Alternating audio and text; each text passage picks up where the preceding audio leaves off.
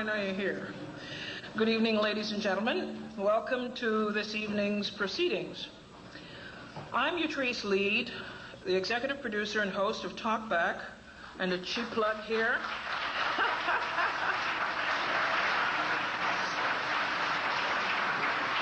Which airs from 3 to 5 p.m. I have to plug my program, Monday through Thursday, on your favorite radio station, which is what? I thought so. WVAI 99.5 on your FM dial. Just a few notes before we get to the business at hand here tonight. First, I should warn you that my job is to maintain order, and there will be order. I learned from your dear mayor.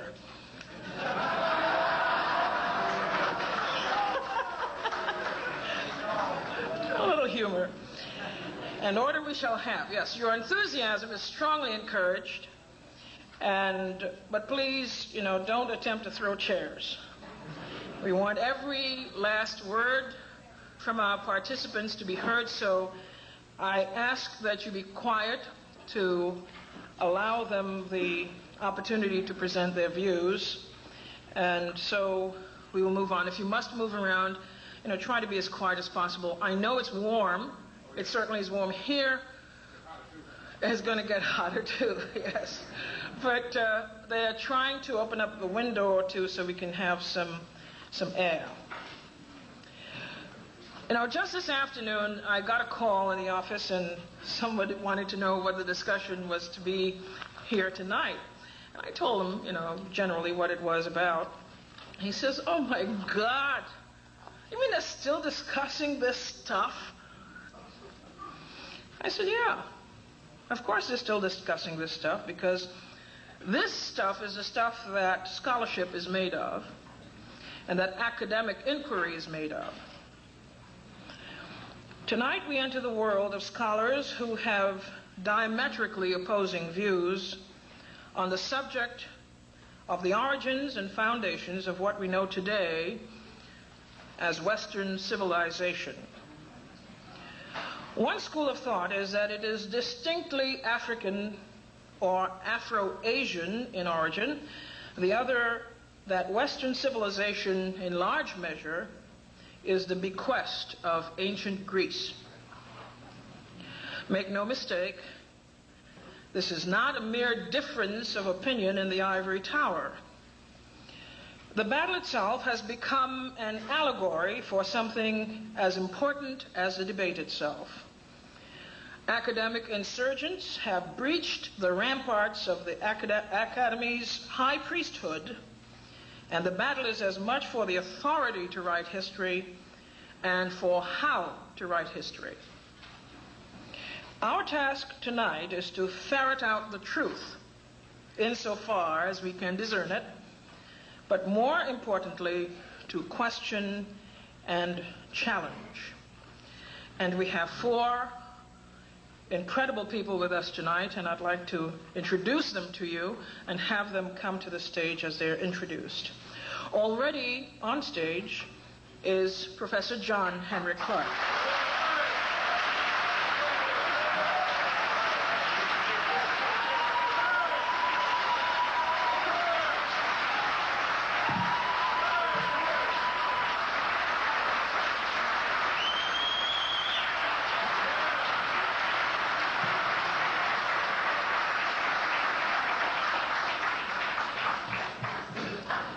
They were standing for you, Dr. Clarke. Teacher, historian, writer, lecturer, John Henrik Clarke is a unique resource and a special institution in the African world. Beginning in his early years, Dr. Clarke studied the world history of African people and became a master teacher. He has authored and/or edited more than 30 books, short stories, and pamphlets on African and African American history, and is Distinguished Professor Emeritus of African World History in the Department of Africana and Puerto Rican Studies at Hunter College. Professor John Henrik Clarke. I'd like to ask to the stage Dr. Martin Bernal.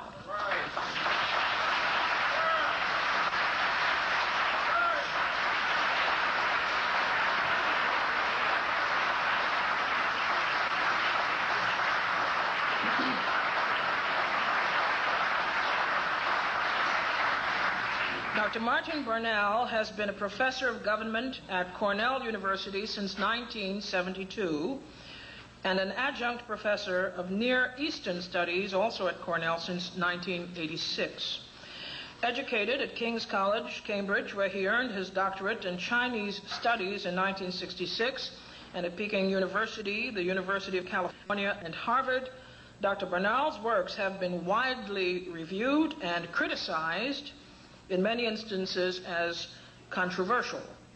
His chief publications are the two-set volume Black Athena, The Afro-Asiatic Roots of Classical Civilization, and Cadmean Letters, The Westward Diffusion of the Semitic Alphabet Before 1400 BC. Dr. Martin Burnell.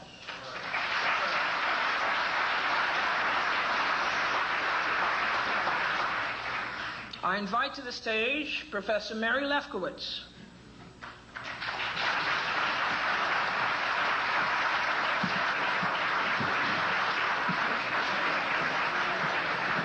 Thank you.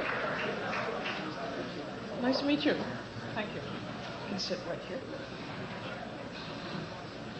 Mary Lefkowitz is Andrew Mellon Professor in the Humanities at Wellesley College. She is the author of Not Out of Africa, How Afrocentrism Became an Excuse to Teach Myth as History, and is co-editor of Women's Life in Greece and Rome. With fellow Wesleyan Guy McLean Rogers, she co-edited Black Athena Revisited, a collection of 20 essays by scholars from a broad range of disciplines who take dead aim at Dr. Burnell's Black Athena specifically, but contend generally that the Africa-centeredness of scholarship on the roots of what is called classical civilization is blatant revisionism. Dr. Mary Lefkowitz.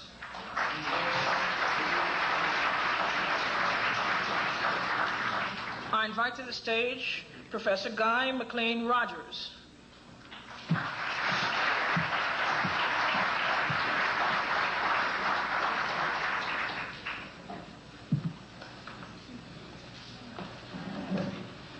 Professor Rogers, as I said, is also at Wellesley College, where he is an associate professor of Greek and history. With Dr. Lefkowitz, he co-edited Black Athena Revisited and is author of The Sacred Identity of Ephesus, Foundation Myths of a Roman City. Professor Rogers.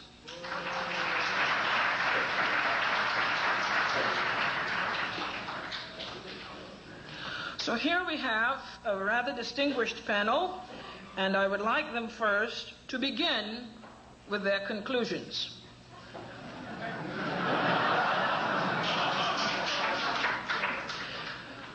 They will have about no more than 5 minutes to summarize their major thrust this evening.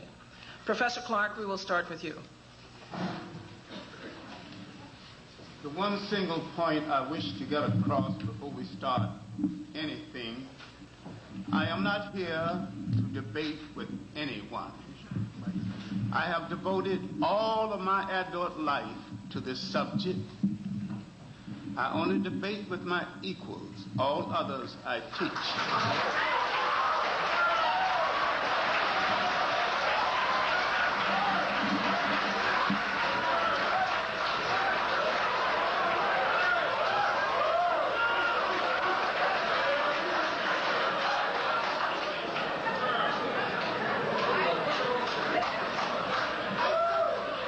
There will be order.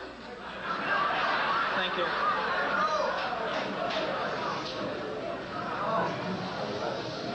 Shall we continue or what? I'm not clear. Go ahead, Dr. Clarke. You trees. Go ahead, Dr. Clarke. Broadly speaking, honestly speaking, the book, Not Out of Africa, a good sophomore effort, is not really about Not Out of Africa. Last year, it was the bell curve. This year, it's not out of Africa. Next year, it'll be something else. This is part of a world war against the role of African people in the history of the world. If we began history, began mankind, how is it that the last branch of the human race to enter that arena, mark civilization, now think they brought civilization? Now, it is part of a war over and above Professor Lefkowitz's book and over and above her political naivete. Her naivete is about what is happening in the Western world. There was a recent book called The Tribes. It diagrammed every people, major people on the earth, searching for a piece of turf for themselves. It left out the African people because the other people, including Asian imperialists, have plans to take over Africa. There have been several articles in the New York Times advocating the recolonization of Africa. This book and other literature of this nature mean to prepare the world to accept a rationalization for the re-enslavement of Africa. Now, and when you deal with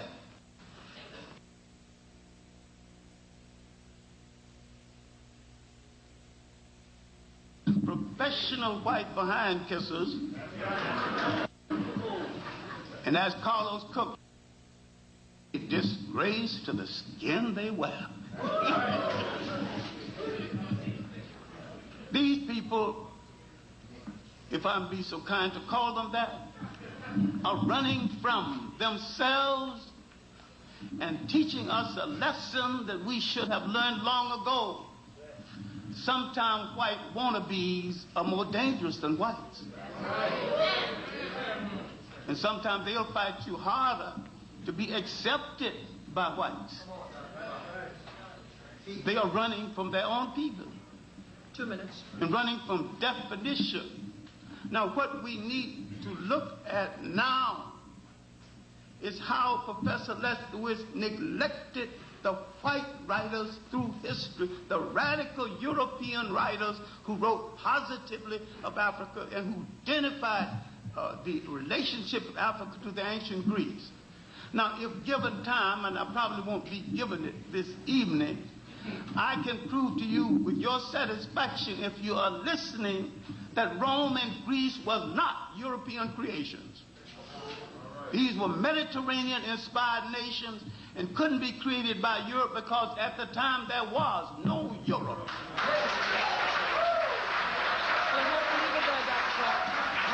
We'll have to leave it there. We'll have to leave it there for the moment. All right. Thank you very much.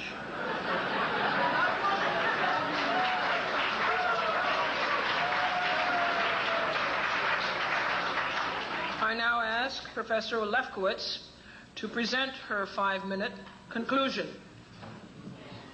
Can you hear me? Maybe you don't want to hear me. Well, let me just begin by saying what my book, Not Out of Africa, isn't about. It's not an attack on Afrocentrism. If Afrocentrism means recognition of African achievements in the world, it doesn't seek to deprive Africans of their rightful heritage. Africans do not need Greece to have a cultural heritage. They have a rich cultural heritage. Egypt is just one part of it. They don't need Greece. I'm concerned because what is being offered in some quarters as African history is really a European myth. And thus, instead of getting real information about Africa, what people are learning is something that's really 18th century French. It's Eurocentric, it's based on Greek and Roman myths. I do not myself think that one should do that, because Egypt itself is so fascinating, so rich. There is so much that you can learn and know, and that I myself, as a result of all this work that we have been doing for the last 4 years and more, have come to know and understand about Egypt. I would like to now spend a great deal of the rest of the time that I have learning about that, because it is so different. It's so different from what the Greeks thought that it was. Herodotus was very impressed by Egypt.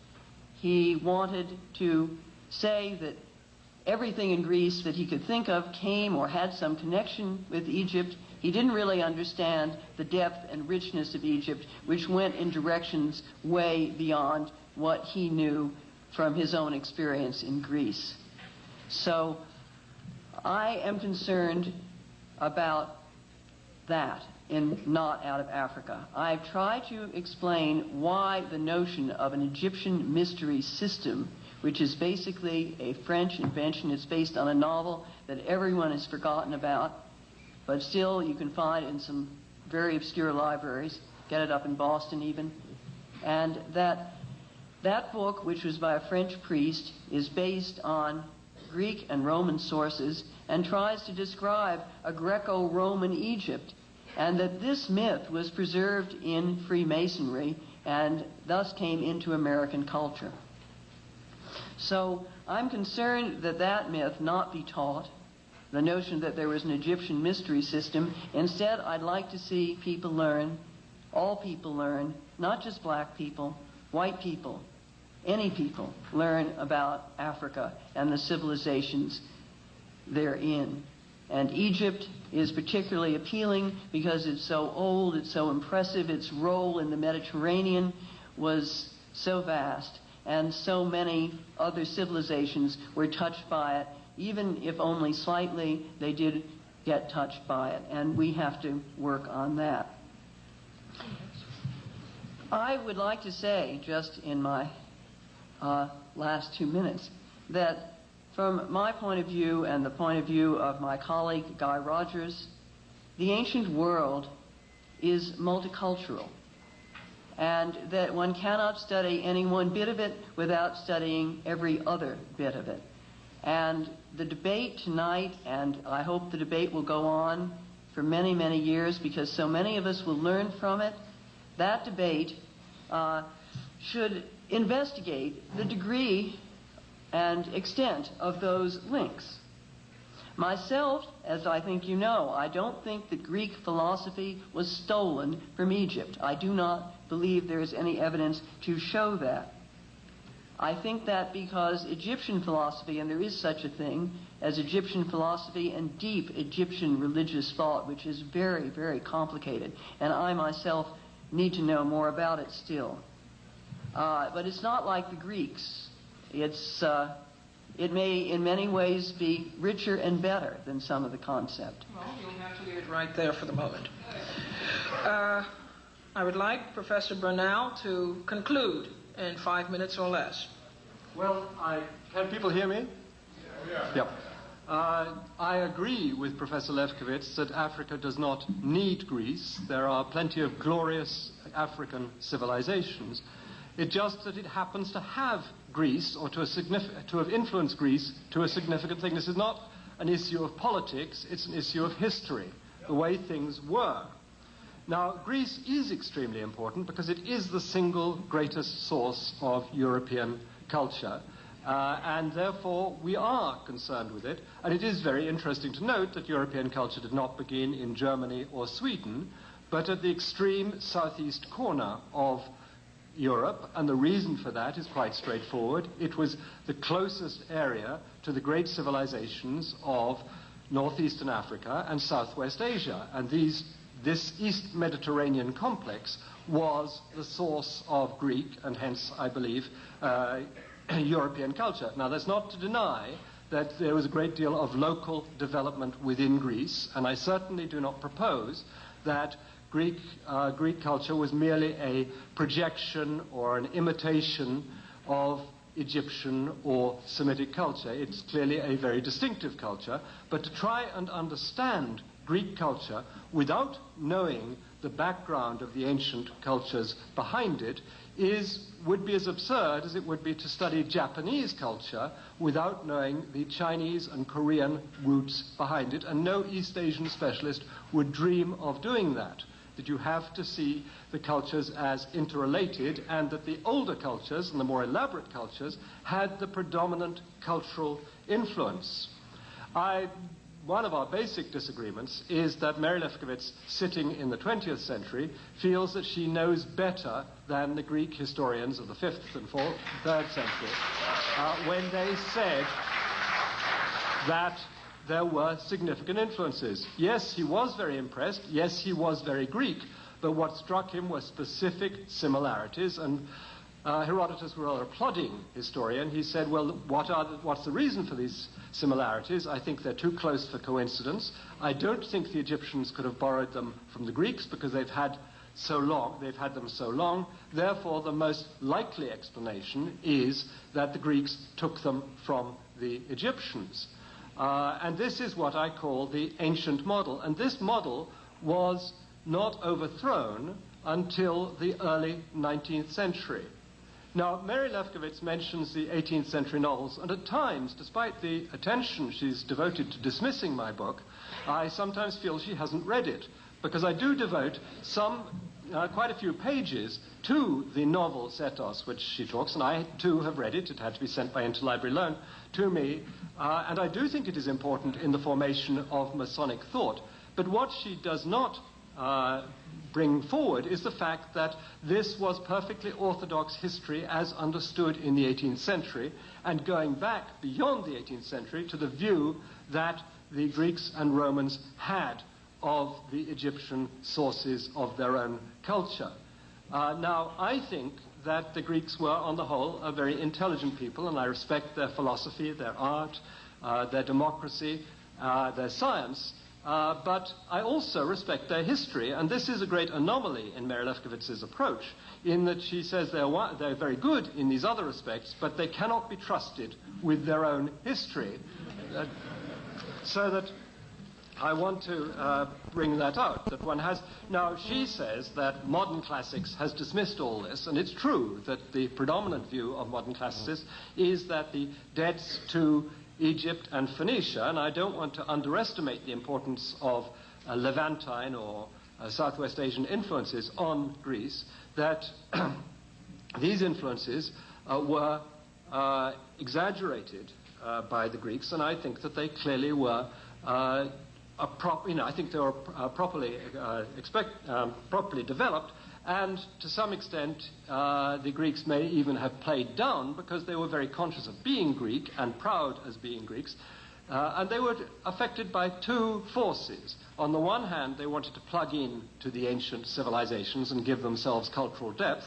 On the other hand, they were very conscious of being Greeks and wanted not to be surpassed culturally by the Egyptians and Phoenicians, who were still very much around. So they had two forces working on them. Modern scholars working in an intensely racist 19th and 20th century had no double force. They had the single force wanting to make Greece pure, white, and European, and the ideological pressure that put on the scholars led to what I see as the recent dismissal of Egyptian and Phoenician influences on ancient Greece. Thank you. Professor Rogers, please do present your conclusion in 5 minutes or less. Thank you. I'd just like to say from the beginning that Professor Lefkowitz and I are here precisely because we're open to debate about these issues. 3.5 years ago, the University of North Carolina Press asked Professor Lefkowitz and me to put together a volume of responses to some of the questions which are either implicitly or explicitly raised by Professor Bernal in his work, Black Athena.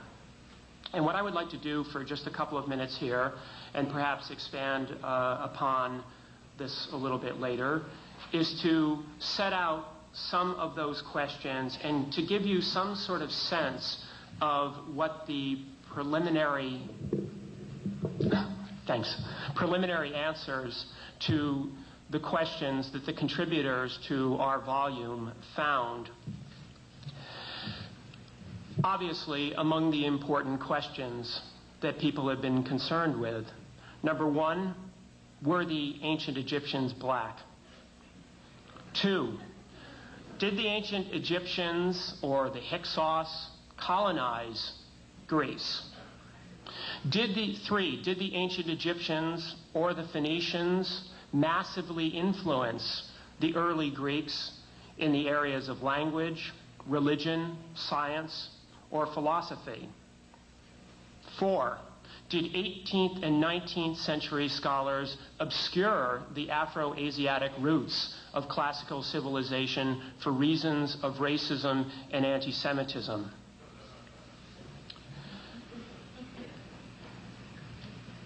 Let me give you some sense of our conclusions. Number one, the scholars who have looked carefully at the first question have concluded that the attempt to fit the ancient Egyptians into a modernizing category of either black or white do so from a perspective which lacks both historical and biological justification.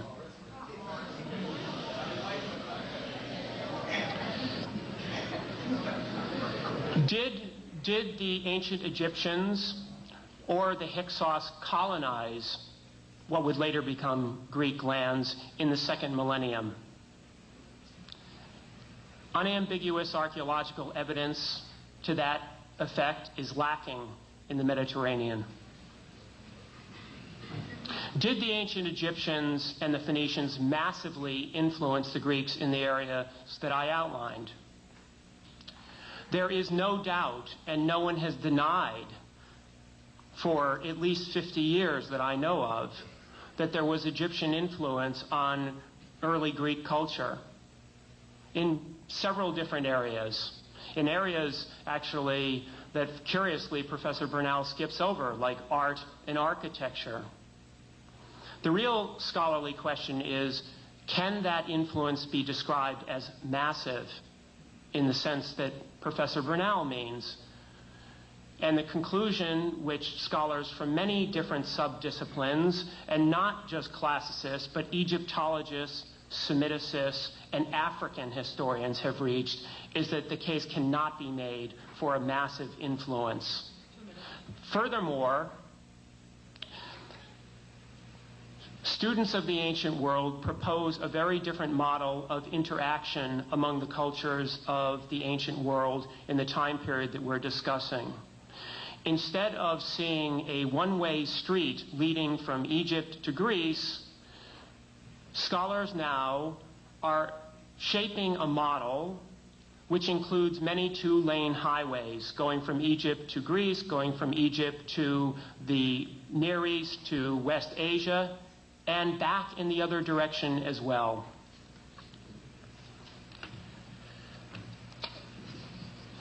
What about racism and anti-Semitism in 18th and 19th century historiography? Yes, there were some scholars who operated from a framework which we would consider to be both racist and anti-Semitic.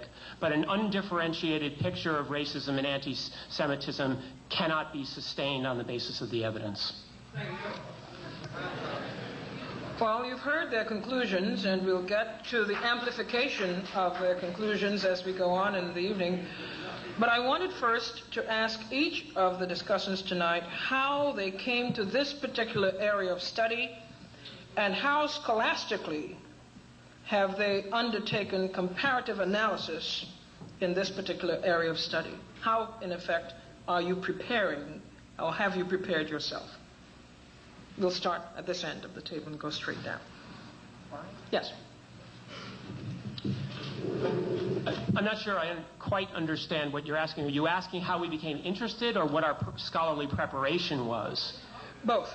And Both. I'm asking Okay. particularly, in as much as you exert influence by virtue of your scholarship in this area, I'm asking, how do you defend your scholarship in this area?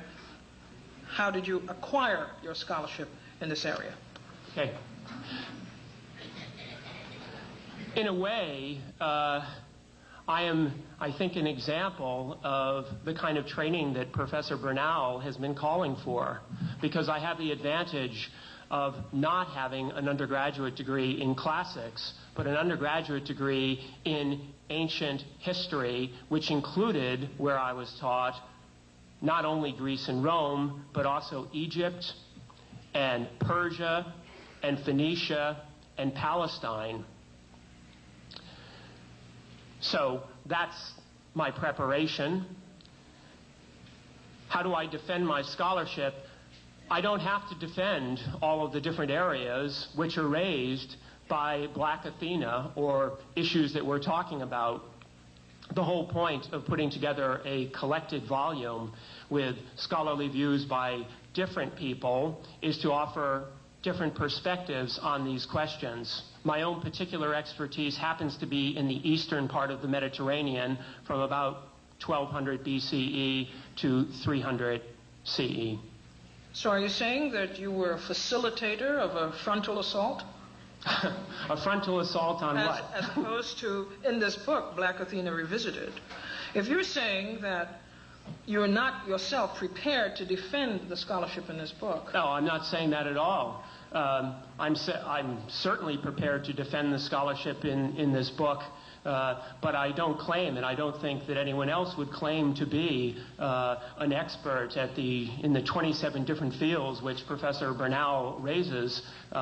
In that sense, we're all students of the... If you pardon me, Professor Bernal will defend his own work. I'm saying that you, as a co-editor of this book, I would have assumed, perhaps it's naivety on my part, that part of your role is also to inspect the scholarship of contributors to your book, as well as to exercise some kind of scholastic judgment as to their expertise on the subject. I think your question is now a little bit clearer, and my answer to it is that I stand completely behind our conclusions, and I take full responsibility for them. Is that clear enough? Well, I was under the impression I was saying what I had to say quite well. You evidently are having difficulty trying to understand, and that's an entirely different problem, one which I'm happy to say belongs almost singularly to you. Professor Lefkowitz, how did you come by your scholarship in this area, and how do you defend your scholarship in this area? Well, I come by my scholarship in this area as a classical scholar. I have an undergraduate degree in classics and a PhD in classics. My work has been widely through the whole field of Greece and Rome. I became particularly interested in a neglected field. It was neglected entirely when I came to it, which was the study of women in the ancient world. Half of the women in Greece and Rome, and I think elsewhere in the ancient world as well, were simply, half the people were ignored. So I became very interested in that and spent a lot of time on that, which involves many different periods of antiquity. I got interested in this subject because I was asked to write a review for the New Republic magazine of Martin Bernal's 2 volumes, and at the same time I was asked to consider such influential and important books as George G.M. James's Stolen Legacy. So that's how I got into this. My perspective is simply that of a person who seeks to understand history and who uses evidence. I defend myself by citing my sources and the materials. Anyone can check these references. My goal is not to stifle discussion or to do anything. I do not seek to indoctrinate. I have no agenda, even though many may be imputed to me. I have none. You may say that, but how do you know what is in my mind? If I am a white person or a Jewish person, does that mean that someone has told me what to say or told me what to think? Professor Lefkowitz, have you been to Africa? No, I have not been to Africa. Have you? Have you studied in Africa? No, I have not studied in Africa. I never said I did. Can you tell me the African scholars to whom you have referred in your scholarship? I have referred to the writings that are in Black Athena Revisited by some distinguished Egyptologists, such as John Baines and David O'Connor and Frank Yurko. I can only refer to those in detail. I have read many other things, but I do not pretend at any time to be a scholar of Africa and Egypt. I must rely on others for that, including Martin Burnell, whose work I, in spite of his suggestion, I read, and I know I could find the pages very easily on Terrasson that he mentions. And it is an example of the comprehensiveness of his work that he knows this obscure source. In writing as prolifically as you have on ancient Greece, have you been to Greece? Yes, many times. I thought so. I would like to ask the same question of Professor Burnell. Well, my training was not in this area at all. It was in East Asia, Chinese, Japanese, and to some extent Vietnamese. And the one advantage of learning Chinese, in particular the Chinese writing system, is that it makes you somewhat less frightened of others. I had done a very little Greek at school, and I tried to teach myself more as I did Hebrew. But essentially, over the last 20 years, I have been an autodidact, that is, teaching myself, but in a very privileged situation, in that I was a teacher at a university, so I could go to the experts, ask them naive questions about the new subject that I was looking at, and they were extraordinarily generous in responding to me. So that I did get information in this way.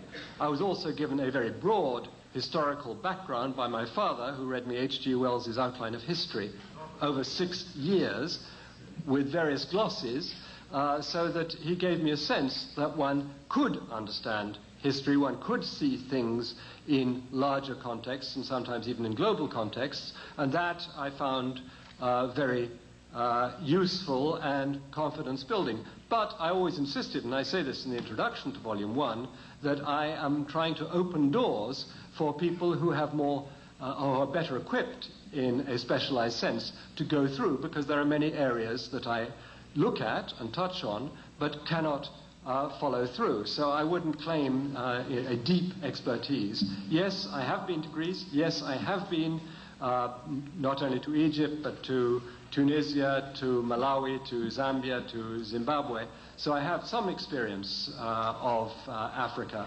So I have that background, and I think that has helped me in my general approach. In your books, your 2 volumes, Professor Burnell, the Black Athena volumes, are you suggesting that you initiated much of this information, or are you picking up from where others have left off? Well, I mean, I start off looking at the ancient sources, the ancient Greek sources, their view of their own history, but I don't take them on face value. I then try to check, looking at archaeological, linguistic, cultic information from other sources. So I was using a multidisciplinary approach, and I am eclectic, and I've been accused of that. But I think in these areas where there's so little information that one cannot follow the rigor of pursuing one particular discipline, like linguistics or something like that, one has to look across the board. I was referring specifically to the scholarship of African scholars. Yes, I mean, although I must confess that I came to them rather late on in my study, and to some extent I found that I had reinvented the wheel. That there was a great deal of what I had laboriously tried to assemble for myself had been assembled, and this was very striking in the case of scholars like Du Bois or Sinclair Drake, but also many of Sheikh Anta Diop and others provided extraordinarily useful avenues for me to pursue.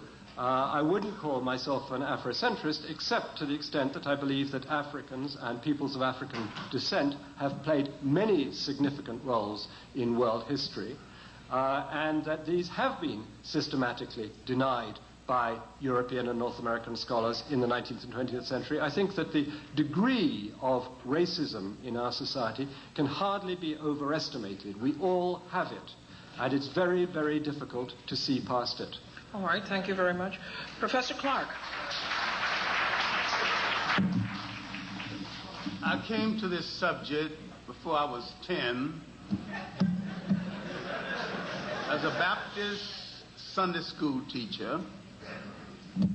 I wanted to teach junior class in Sunday school, so I learned to read very early. What baffled me from the beginning was the Bible itself. I could not find my people in a book that's supposed to be about all mankind. And what called my attention to the neglect of Africa was the Sunday school lessons with all those white angels. And when they said God is love, God is kind, God is no respect of kith or kin, I kept wondering, why didn't he let at least one or two little brown or black angels sneak into heaven? So I began to suggest that somebody else had tampered with God's book in favor of somebody else, and that the Bible to a great extent was a rationale for European domination, but had been used as such.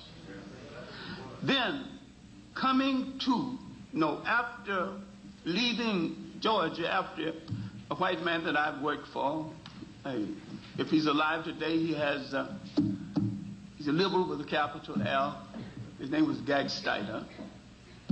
I asked him about some books on the African people in ancient history. And in the language of the South, he let me down slow. He spoke kindly. He said, John, I'm sorry that you came from a race that has made no history. But if you persevere, if you obey laws and study hard, you make history someday, and you personally might one day be a great Negro like Booker T. Washington. Booker T. Washington was the one thing whites approved of at that time. All right, while doing chores at a local high school, holding the coat and the books of a recitalist, I opened a book called The New Negro, and I found an essay by a Puerto Rican of African descent, Arthur Schomburg. The essay was called The Negro Digs Up His Past. Now I knew I was not only older than slavery, I was older than my oppressor. And my oppressor was the last branch of the human race to enter that arena. Mock civilization. Don't get mad, get smart, prove me wrong. Now, in the old Harlem History Club, under Willis and Huggins, long since dead, John Jackson, who died only a few years ago, we had to take up a collection to bury him. Charles Seifert, J.A. Rogers, under all of these teachers pointing me to good material, and Arthur Schomburg telling me, go study the history of your masters. Study the people who took you out of history. Then you'll understand your history. I started on an old chestnut, recently mentioned, H.G. Wells' Outline of History. It is still worth reading. It is a good basic outline. His basic facts are in order. When he tells you about the Crusades, he's not off one iota. But his interpretation is basically Eurocentric to the point of being a prejudiced document. Now, I was reading these kinds of books. I was reading Spingarn's Decline of the West when I was 18 years old. So I began to read European masterpieces, and I began to read European Curiosity About Africa. Gerald Massey's 6 volume, Egypt, Light of the World, 2 volumes. Natural Genesis, 2 volumes. Book of the Beginning, 2 volumes. And I began to read Gerald Massey's attitude on religion and his idea that nearly European concepts of religion were stolen from outside of Europe. He was not a historian. He was not an Egyptologist. He was an agnostic, fighting the arrogance of the European of that day. See, the History Club led me to not only reading masterpieces by white radical writers who set the black radical writers in motion. A whole lot of claims blacks did not make until they saw the documents and works written by Europeans. And these works written by Europeans, what black had the time and the money to sit down and do a 6-volume work? Well, Dr. Clarke, I would like you to hold it right there. Yes, thank you. Hold it right there. And sometimes you regret having to ask a question that is so obvious that it almost hurts. Okay, now let's get into the fray. We will have the scholars asking questions of each other. And I'd like to start with Professor Lefkowitz asking a question of Professor Bernal. I'd like to ask Professor Bernal if he could point to some specific instances which he could cite where Egyptian thought influenced Greek philosophy directly, and if he could discuss some of those for us. Well, the Greek philosophers were extremely respectful towards Egyptian philosophy, and particularly Plato in his later dialogues. The emphasis on geometry, which was the great strength of Egyptian mathematics and was the center of the Platonic educational system, I think is one example. I would also think that the system of ideas or forms which Parmenides and Plato pushed looks extremely Egyptian to me, but I can't prove it. I also think that the distinction between worlds of being and worlds of becoming, which fits Egyptian grammar extremely well and Egyptian cosmological notions extremely well, look very influential. I think that the Greek tradition, which was that Pythagoras and Plato had drawn from Egypt, seems altogether plausible.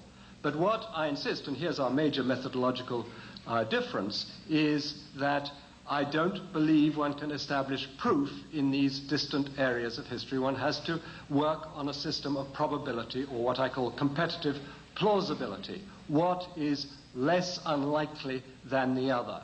Given the closeness of the two countries geographically, the contact that we know was taking place in the 6th and 5th century, when Greek philosophy began to be formed, the likelihood of contact is extremely high, and I think if anyone should have to prove anything, it should be those who would deny that there were significant Egyptian influences on Greek philosophy at this time, as the Greeks themselves associated the word philosophy with Egypt in their earliest references to it. It seems very strange that the people who maintain the Greeks' own tradition on this subject should be asked to prove their case rather than those who challenge it.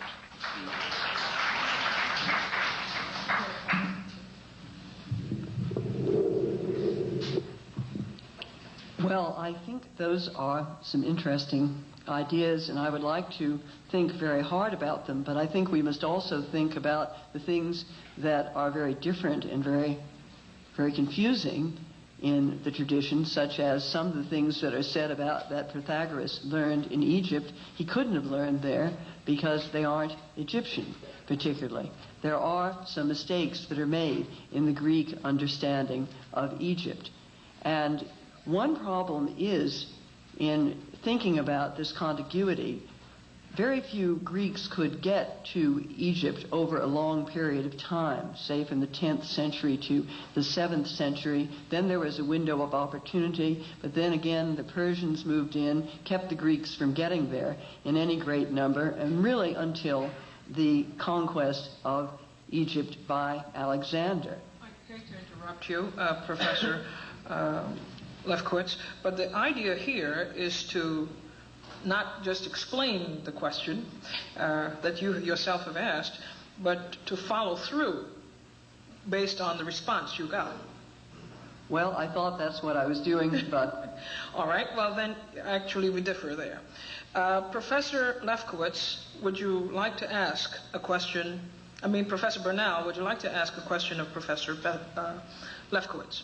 Yes, as she and the predominant view of classicists at the moment concede that Egyptian art and architecture, and she's just written an article in the New Yorker showing a particular medical view was taken by the Greeks from Egypt, why is it so implausible to suppose that the Greeks took other aspects of their culture, particularly in this period, I believe also much earlier as well? What is the reason for denying the possibility, which was brought up by the Greeks themselves, of transmission of mathematical and philosophical ideas at the same time? There's no reason to deny it. It's just simply to try and find what these ideas were. Now, in the case of the medical thing that you mentioned, it happens to be a particularly wrong idea, and of course, wrong ideas can be transmitted as well as right ideas. And this is one thing that in tracing the history of the world, we tend to concentrate so much on the glorious achievements and the glories of Greece, the glories of Egypt. There are also some non-glories, and some of the medical ideas were one of them. I think we're all very lucky not to have been living at that time. But I would say there's nothing implausible about it at all. And there is a great Greek interest in Egypt, as you say, and that surfaces very clearly in the later dialogues of Plato. But I think that if you're going to talk about stealing ideas from Egypt, which I know you are not, but others have, then you really have to show some parallel text and show what is done. I think the idea of some influence is something that could fruitfully be discussed and pursued, and I would like to continue to do that and to continue to encourage others to work on that. You want to follow up on your question? No, I'll leave it for there, if we can have further talk. All right, Professor Rogers, you get to ask Professor Clarke a question. Yeah.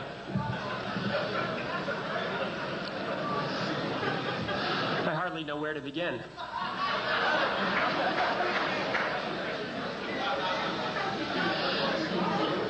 One thing I'm curious about, I had a quick look actually at the introduction to the second edition of Bradley's The Iceman Inheritance, a very interesting book with a lot of interesting hypotheses about the origins of cultures and civilizations.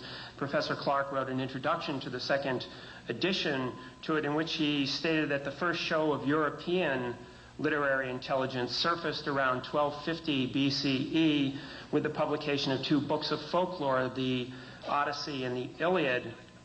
And that struck me as somewhat curious because, in fact, as far as most scholars seem to be able to tell, the Iliad and the Odyssey were composed actually orally and didn't reach a literary form, if you mean by that a written form, until probably the 6th century BCE in Athens.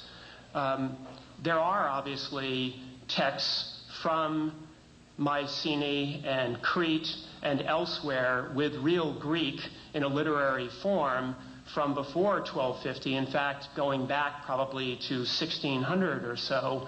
But this has significant implications for the idea, which some scholars have put forth, that Egyptian language was deeply influential on the first form of Greek that we have, that is the Linear B tablets.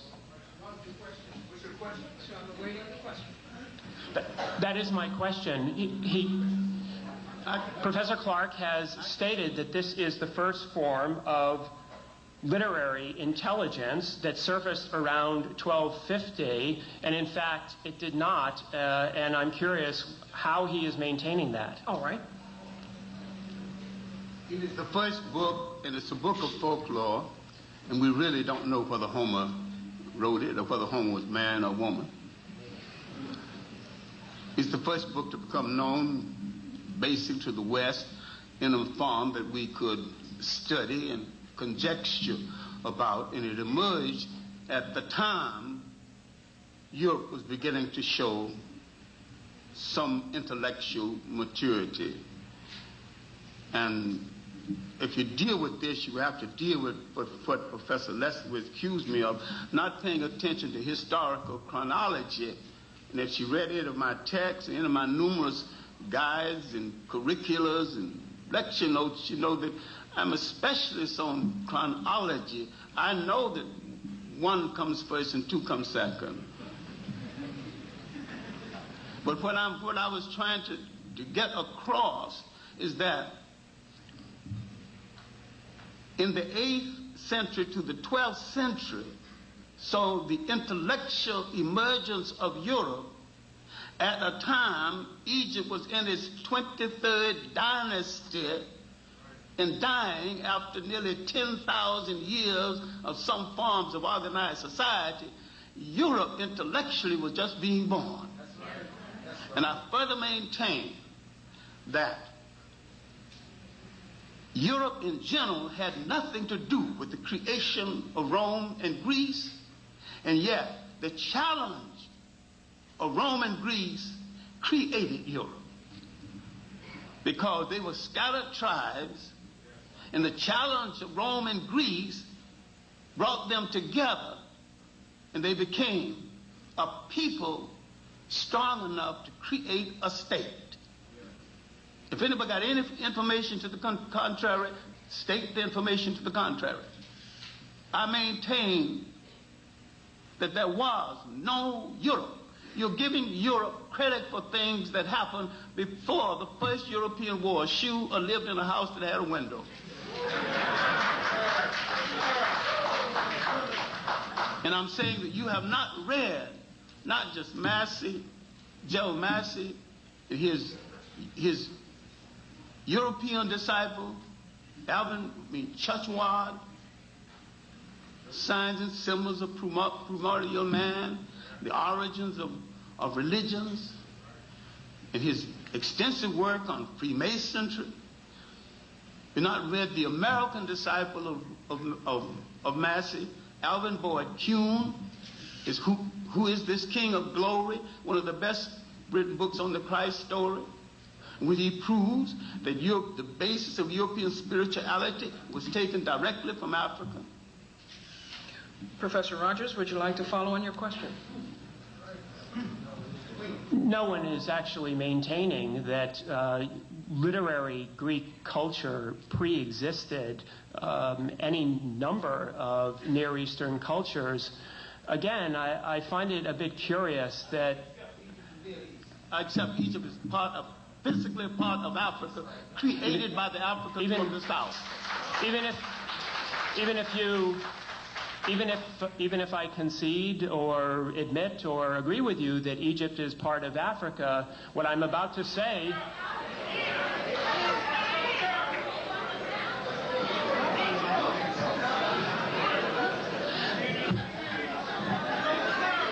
There will be order.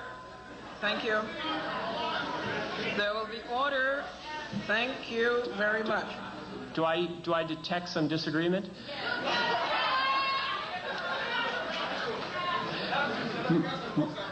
My point was going to be that the most recent scholarship about the genesis of those two oral epics, the Iliad and the Odyssey, points, in fact, in another direction to influence, and that is, in fact, the Hittite Empire, whose documents we can read very easily, and there may well be independent confirmation of the historicity of some form of a Trojan War in those documents. And so what I'm really asking is, why is it that we're just really looking in one direction when we're talking about the origins of Greek civilization? When Alexander entered Egypt, he wrote home to his mother and said that he at last reached the land where the Greek gods began, Apollo and Zeus. And he wanted to consult one of the great African teachers of oracles. And the oracle asked, "How old is this man?" He said, 32. They said, "In 20 years, maybe he'll be wise enough to ask me a question that I care to answer."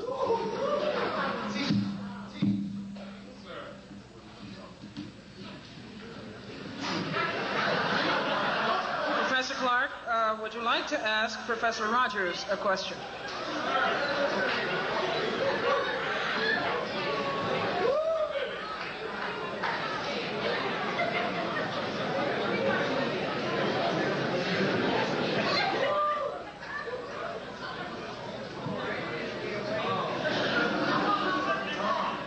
Professor Clarke?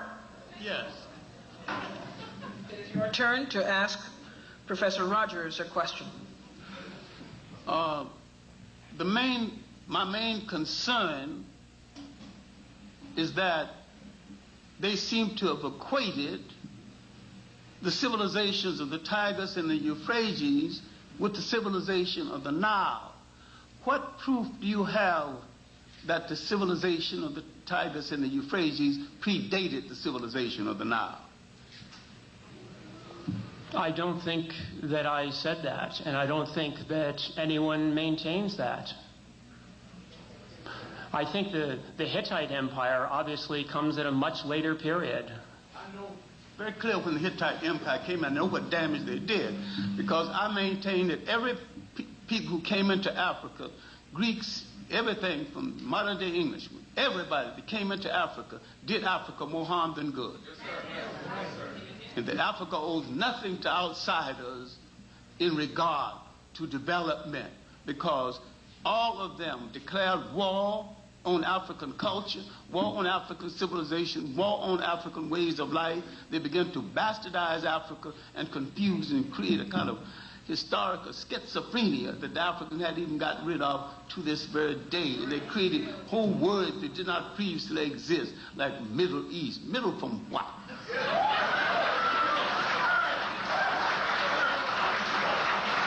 In round two, we will continue. Professor Clarke, you will ask the first question of round two of Professor Mary Lefkowitz. At your own admission, you encountered J.A. Rogers 4 or 5 years ago. J.A. Rogers didn't say he was a historian. He was a searcher trying to find the role of the African personality in world history. He worked over 50 years of his life, gave his service, died broke.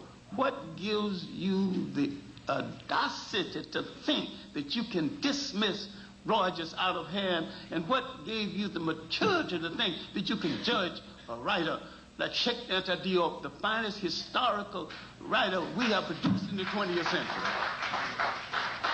Sir, let's deal with that.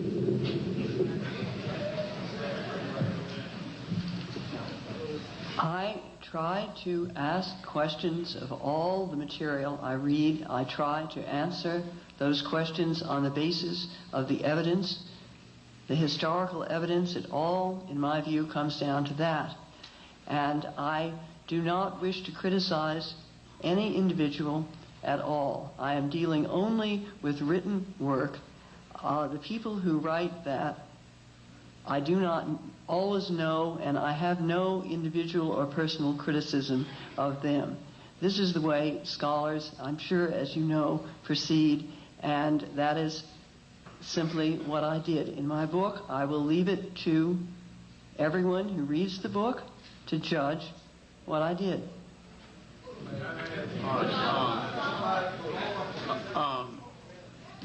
I think you have emphasized too much the word black, and we've made the same mistake. Black tells you how you look, but it don't tell you who you are. The proper name of a people must always relate to land, history, and culture. I did not say Cleopatra was black. I quoted someone else who inferred that. My defense of Cleopatra is not on her blackness, but on no matter whatever she was born in Africa. Her manipulation of Mark Antony and Caesar kept the worst aspect of Roman rule from the backs of Africa. I defend her as an African nationalist. And that's a good defense. And no matter what she did with her wares in and out of bed, there's a whole lot of people got less for it. Professor Lefkowitz, you may ask a question of Professor Clarke.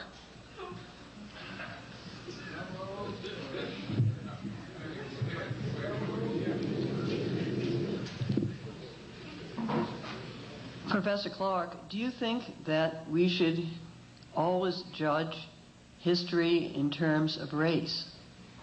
Look, there was no such thing as race in the psyche of the world until the Europeans put it into the psyche of the world.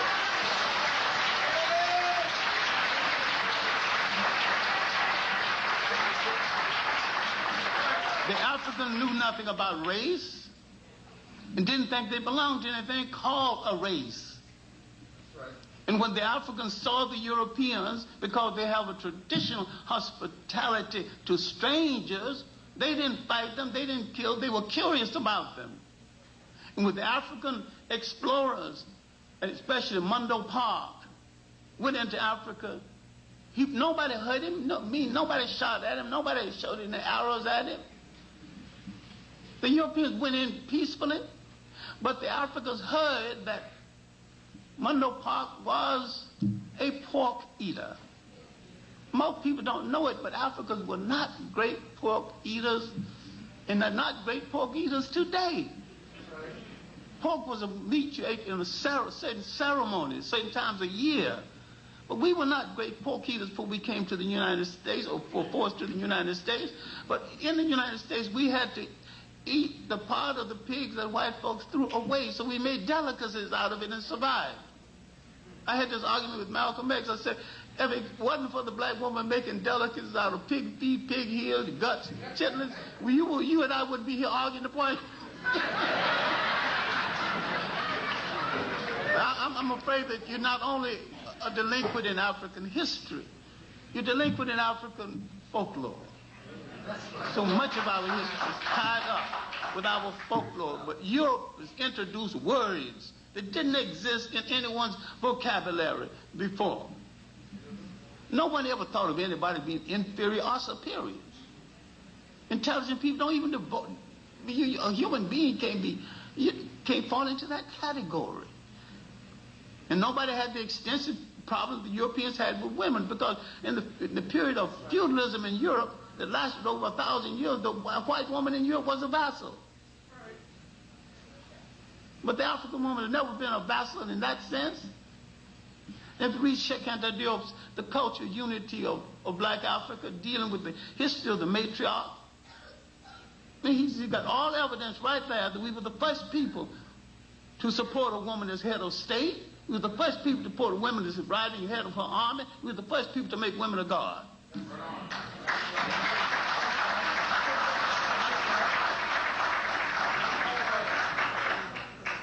I'd like to ask Dr. Bernal to ask of Dr. Rogers a question.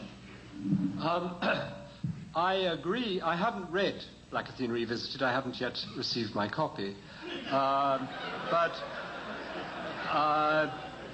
I do know who the contributors are, and I have read the reviews they wrote, and these reviews, I'm told, are very similar to the ones that originally appeared. So the title Revisited is slightly misleading because these were immediate responses in the heat of polemic.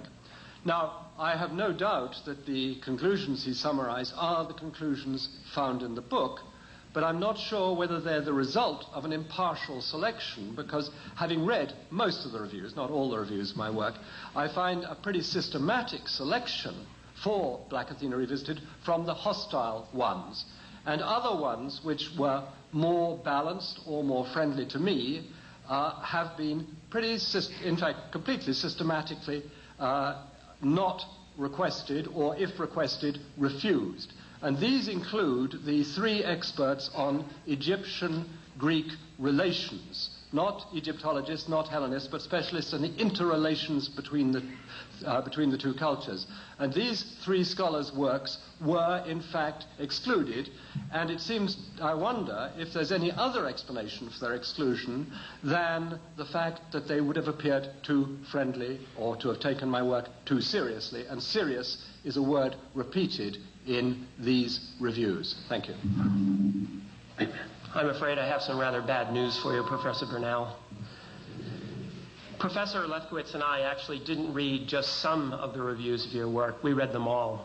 We collected them all. There's 50 pages of bibliography at the back of our book with asterisks next to the current outstanding reviews of your work from 1987 until just a few months ago. As for the selection process of the essays that went into it, I have to say to you that we, in fact, do believe that we have given a representative sample, and here's where the really bad news is. We actually excluded the ones that attacked you personally or attacked your competence for this field. As far as the 3 experts on Greek-Egyptian relations are concerned, 2 of them that you're referring to must be Eric Klein and Stanley Burstein. Eric Klein has written several articles about those relations. We, in fact, did ask him if he wanted to contribute, but he couldn't meet our deadline.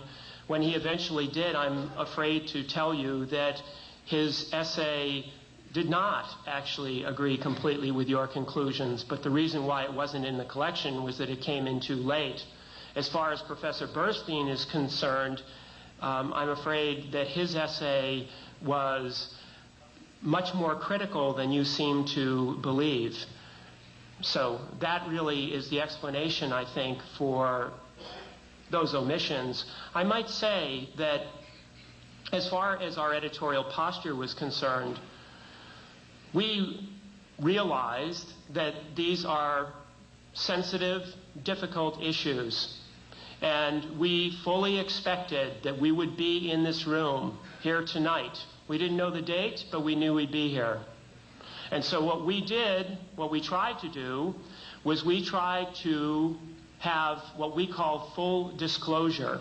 It's the reason why the book turned out to be not just another 150-page book with some essays sort of thrown together, but a book which attempts to give summaries of comprehensive accounts of the questions that Bernal raises. And we give Bernal full credit for raising those questions. I think that Professor Clarke and others are quite correct. Professor Bernal is not the first person to raise those questions, but in fact, he raised them in a compelling and interesting way, and we feel that we are giving him and those of you who are interested in these problems, as we are, complete respect, both by answering them in full and by being here tonight to defend our views.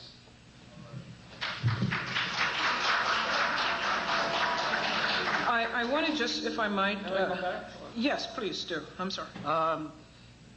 I don't expect any scholar to agree with me entirely, and what I found with the reviews he said is that they did not agree with all I said, but they took what I said seriously, and they did agree with some significant things. I don't want total praise, and I'm sure they're right that the predominant reaction from the disciplines which I am challenging is hostile. I don't question that for the moment.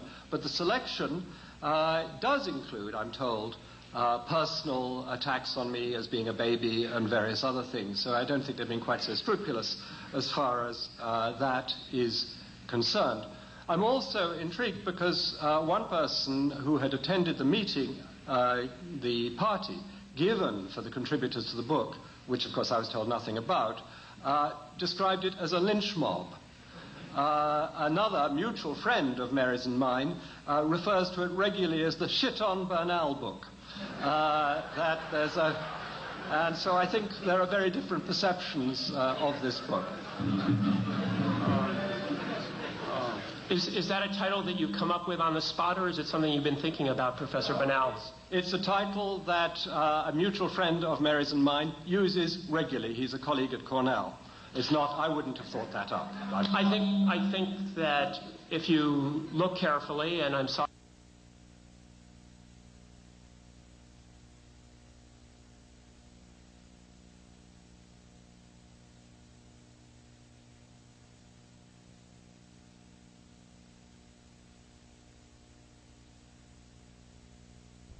book carefully yet. I think when you do, you will see that there are not very many ad hominem attacks in it, although I find your defensiveness about that somewhat curious, since in Black Athena volumes 1 and 2, part of your methodology has involved actually contextualizing people and talking about their family relations, their own personal backgrounds. And so I'm a little bit puzzled by that kind of response. I have no objection to people attacking me personally. What I would like to see is a all-round collection, and I think that as I live by the sword of the sociology of knowledge, I must be prepared to die by it. And I think that people will see in 20 years where I'm coming from or what my personal problems or axes were. And I think that's part of the story of the book. But I think there's also the substance of the book. And I would have hoped to have found a wider scan, and we've had many collected volumes on this. I mean, don't think this is the first response to my work. There have been 4 journals now have had selections of articles on my responses and their responses to my responses, and there has been real dialogue.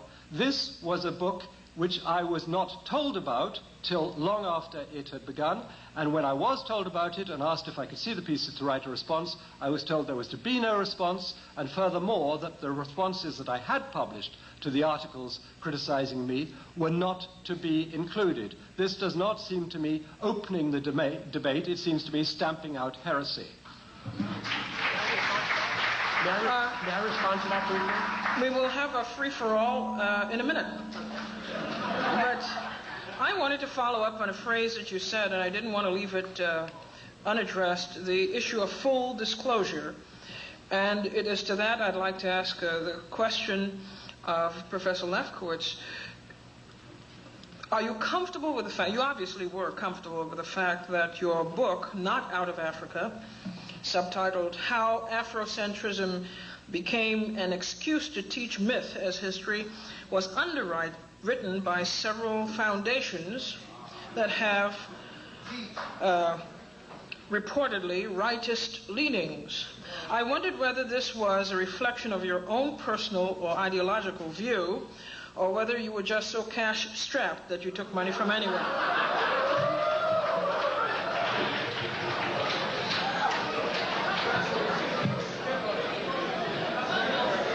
No one tells me what to think, and no one tells me what to say except me, and the main financing of this book was out of my own pocket. But surely you can appreciate the color of accepting funds from foundations that do not enjoy wide acclaim and receptivity. And I thought that maybe there was some concern on your part, in as much as you are interested in integrity, scholastic integrity and all, that you might have foregone the grants in the interest of academic and scholarly integrity. If they had asked of me to do anything, I would not have accepted these grants. They did not do that. Therefore, The grants did not go to me. They went to Wellesley College, which had no objection to taking the money. But still, the question remains. You have a duty, do you not, inasmuch as you are preparing work, the aim of which is to overturn the revisionism, you say, that is going on in black studies, particularly in African studies, this whole battle that you have been dealing with in terms of Afrocentricity. Do you not, regardless of where Wellesley chose to accept money from, do you not, as a scholar, have an obligation to discern where this money is coming from, to see whether the source is compatible with your own views as a scholar? I did not see anything in the conditions of the grant that inhibited what I did and what I meant to do or say or think. I believe that I acted with perfect integrity. Now, you may disagree with that, and you may disagree with the aims of those foundations and other foundations, and that is what we do in a free country. Until they are outlawed, I don't see what else can be done. Well, let me ask you the question perhaps more directly. Had there been, say, a foundation to wipe out scholarship of any sort, if such a foundation were to have given money to Wellesley College, would you have found it equally acceptable to take money from such a foundation to further your work? I don't know what foundation you're talking about. This seems to be a totally hypothetical question. It's totally hypothetical. I don't know what you're trying to force me to say or to compel me into please do what understand. corner you're tending to put me. I'm not forcing you. Go ahead and attack me. I'm not forcing fine. you to say anything, Professor Lefkowitz. I'm just trying to elicit a cogent response from you. Well, you be the judge of my response. All right. Okay, in this last round, before we get to questions, and we will get to questions, but let me warn you, you ought to have questions that are questions. Straight to the point. In this round, it will be a free-for-all in which all of the discussants are permitted to ask questions of each other and to chime in responses whether they are asked the question directly or not. Will we have time to sum up? Yes, we certainly will. Your treat. I think we should. All right. I just wanted Professor Lefkowitz to know some basic information about the concept of Afrocentricity. There's a lot of people who believe in the African awakening and discovering of their history and their culture who do not accept the word Afrocentricity because it's a compromise with the word Africa. It's either African centricity or it's nothing. That's right. And if she attacks Afrocentricity as the teacher of myth, have she attacked the nonsense about Columbus discovering America?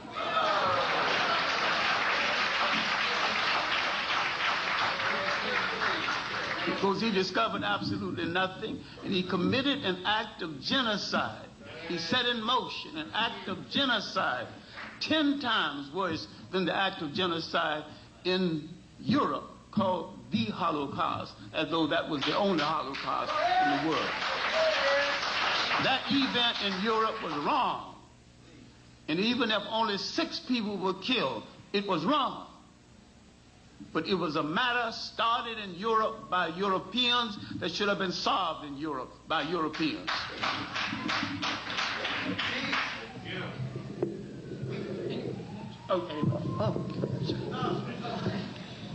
I'm sure that you're aware, as we are, that there's a spectrum of Afro and African-centric views. I'm a little bit curious what you think, then, of the work of Asante, who, as far as I know, does call himself an Afrocentrist. Are you saying that Professor Asante's work actually is flawed conceptually?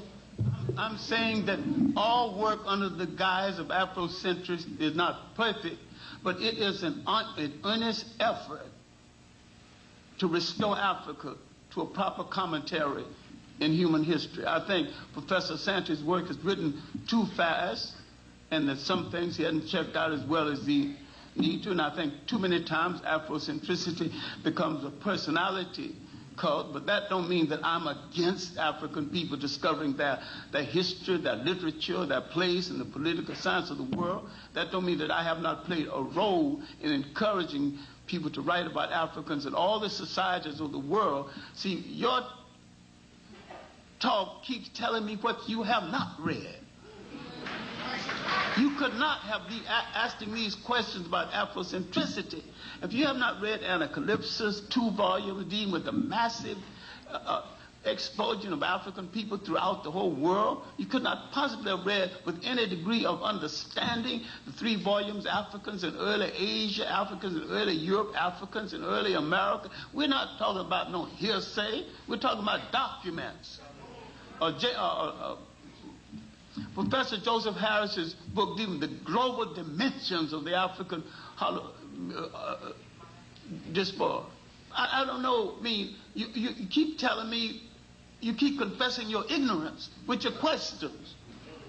You have not read. I'm telling you, before Afrocentricity, radical Europeans had pioneered in this work. Now, I haven't even mentioned the radical black writers that you probably have not read. Now, if you read Chancellor Williams' chapter 2 in the book, Destruction of Black Civilization, read that chapter 2 called Egypt, Ethiopia's oldest daughter. And it deals with the southern African origins of Egypt. If you read a book called Nubia, Corridor to Africa, once more you got it. Also you got the early Arab slave trade. I keep saying nobody came into Africa to do African people any good. After the Romans had disgraced themselves trying to be early Christians, the Africans thought that by accepting Islam, they could get the Romans off of their back. They were right. They did get the Romans off their back. But the Arabs replaced the Romans on their back, and the Arabs are still on their back.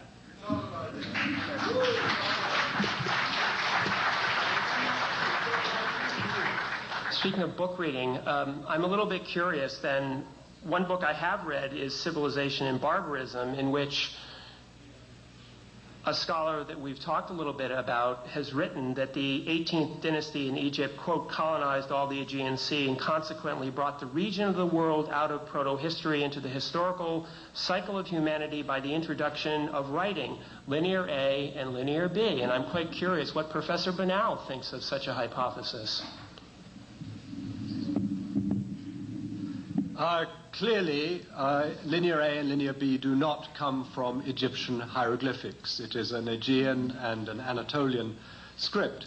On the other hand, there's no doubt that Egyptian relations with the Aegean intensified a great deal during the 18th dynasty, and we have documents and paintings representing what the Egyptians interpreted as people from the Aegean bringing tribute to Africa.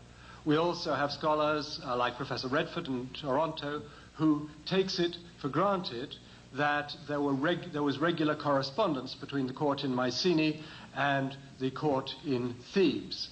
And there's no doubt which was the more powerful state. There is archaeological evidence of contact at that time, but Greece was already literate in its own scripts of linear A and linear B. I was rather intrigued by Professor Rogers mentioning texts, Greek texts in the 16th century. I don't know what he's referring to there, that the linear B texts are 2 or 3 centuries later, but that's a side issue, I agree. Actually, it's not a side issue. I'm afraid that Chadwick and others have now updated the earliest linear B tablets. But I would like to come back to you for a second now that we're talking about the 18th dynasty, because as I'm sure you know, the funeral stele of Amenhotep has been used actually to make some claims by some scholars about Egyptian dominion at that time over the Aegean. But since you've mentioned Professor Klein, in fact, both Professor Klein and Professor O'Connor at the Institute of Fine Arts here in New York, I think have shown fairly clearly that this in fact is not the case. So this leads me onto a point about source criticism, and I would like to raise this as a general point, that one of the very curious things to us about Black Athena is that it does appear to us that the rules of the sociology of knowledge appear to apply to scholars of the 18th and 19th century, but not, for instance, to Herodotus or texts which seem to support Professor Bernal's point of view. And I'm wondering then since we're speaking of principles of selectivity, what then the principle of selectivity for the sociology of knowledge might be? The reasons why, I don't accept Herodotus uncritically. I think one should try and check Herodotus wherever possible, but I think one should also check the 19th and 20th century scholars thoroughly. The reasons why I, on the whole, incline to believe Herodotus more than the 19th century scholars, I outlined before. That is that Greeks were torn in their attitude towards Egypt and towards Southwest Asia. Herodotus' main purpose was to illustrate the constant struggle between Europe and Asia, between Greeks and others. And so, in a way, his description of Egypt as a source of great Greek culture goes against his ideological aim, and I find that more plausible than the 19th and 20th century scholars who were profoundly influenced by Eurocentrism and by the triumphs of Europe in their own epoch to push Greece into Europe and away from the Mediterranean, and I feel that there was no countervailing force affecting the 19th and 20th century historians. And the power of racism and later anti-Semitism, I think, was extraordinarily effective. I think it's also important for the audience to realize that while it's true that Herodotus is a very interesting and intriguing source for Egyptian and other cultures' history in the Near East, Herodotus also tells us that there were flying snakes in Arabia. He also tells us that in the north of India that there were ants that were actually larger than foxes but smaller than dogs, which dug up gold for their Indian masters to be sent to the Persian Empire as a form of tribute. I think that these kinds of stories in Herodotus should caution us against using Herodotus at face value. I think that people should think in a common sense sort of way about Herodotus. Herodotus was a Greek who knew no Egyptian. When he went to Egypt and asked questions about Egyptian culture, he was unable to check any of the stories that were told to him about Egyptian culture. He could read no documents in Egyptian. If anyone in this room went to a country where they could not speak the language and they could not read any of the texts of that culture, would you necessarily believe everything that you were told about that culture? Sorry, would you believe the reports rather than what you were told? There are many Western travelers who have done that. Edgar Snow couldn't speak sufficient Chinese and certainly couldn't read Chinese, and yet he wrote very interesting reports about China. It is possible for an intelligent person with judgment living in the country and viewing it to get good views. But I agree that Herodotus makes many statements that offend our laws of natural history, and therefore they should be discounted immediately. On the other hand, the 19th century scholars believed in such things as races, racial essences, the bad effects of racial mixture. All these things are much more relevant to the study of relations between Egypt and Phoenicia and Greece than belief in medium-sized ants.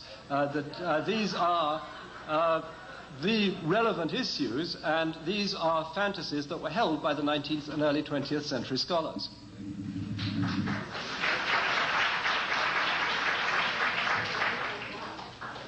I was surprised that no one mentioned the book When Egypt Ruled the East by Keith Seeley. What you call Western Asia, what is Western Asia, mistakenly called the Middle East, was an extension of Africa itself. It was really Northeast Africa. And the people were interchangeable, and we seem to have neglected this very important aspect of. Then, in looking at Herodotus, Herodotus was no fool. Herodotus was a good reporter. When you told him something he didn't believe, he said he didn't believe.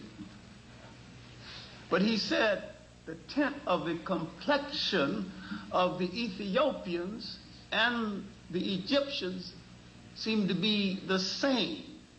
So let us at least concede, that's not an analysis now, that's an observation. Let us concede that Herodotus at least had good eyesight.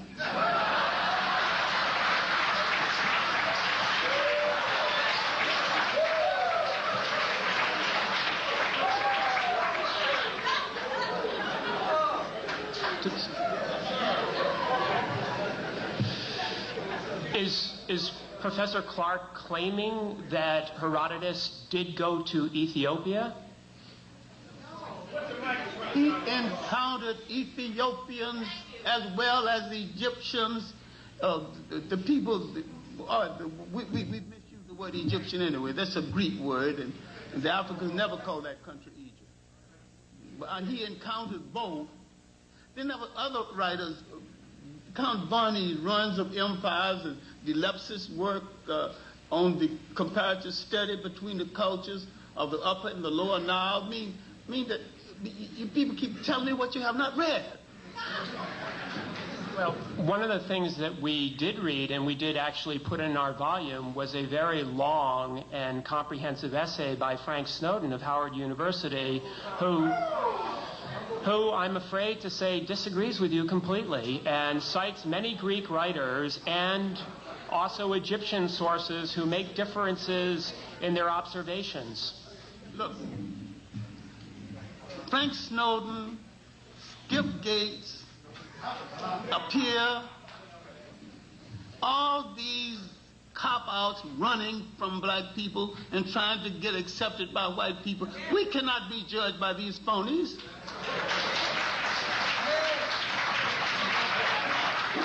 You will not dare judge the Jewish people and their plight in Germany by the Juderon.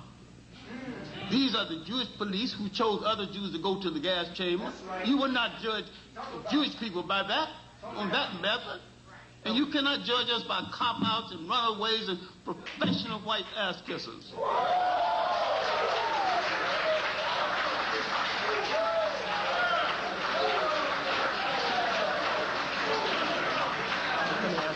Excuse me. Yes, you're quite right. I don't make judgments upon people based on those kinds of slanders. I judge their evidence. What evidence? But the question arose early in this conversation, Professor Rogers. How prepared are you to be a judge? That was the initial question that I asked you. If you're saying that you're basing a conclusion on the writings of someone without yourself being able independently to assess the validity of what they say, I'm not so sure that you are well equipped to judge.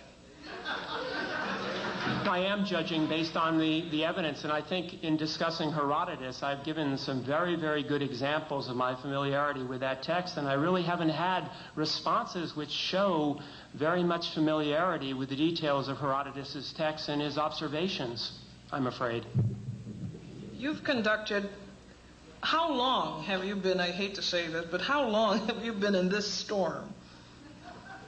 Sorry. 5 years? Sorry. In this area of study.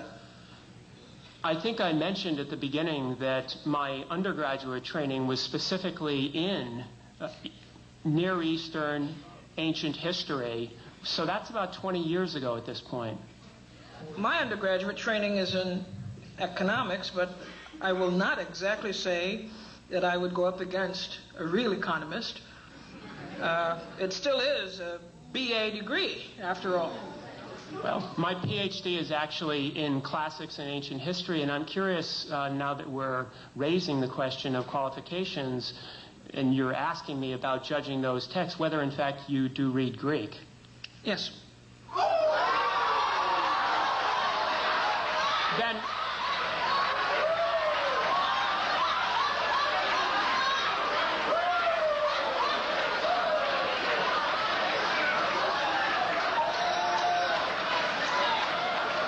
me handle it.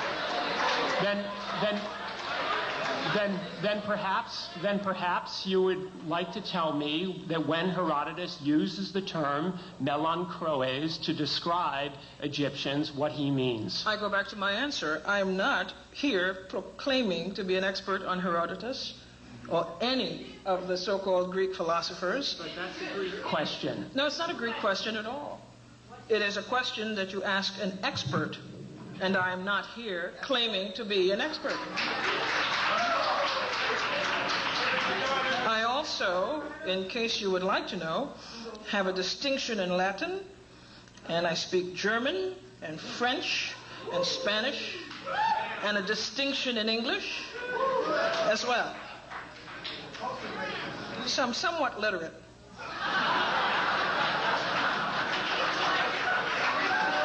I'm concerned, though, that so far I've been hearing bits and pieces of the discussion in specificity. You take fact A and you argue fact A, and you get a response based on fact A. I'm not so sure, though, that you have accomplished the major objective here tonight, which is to argue that bodies of work have no legitimacy. I would like you, in concluding, to at least get to that issue, that entire bodies of work have no legitimacy.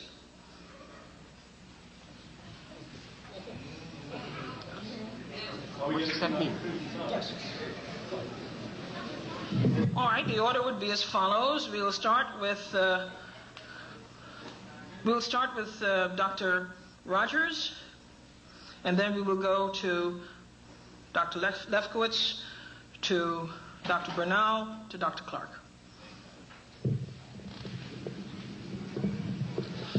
I'm baffled by that introduction about bodies of work. I don't think that has anything to do with anything that either Professor Lefkowitz or I have said. But since you've asked me to conclude something about what we are trying to persuade people of,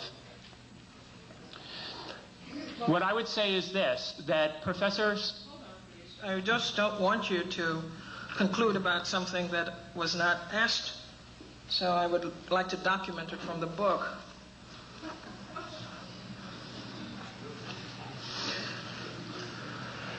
You claim, for example, and I'm reading from the cover, the back cover,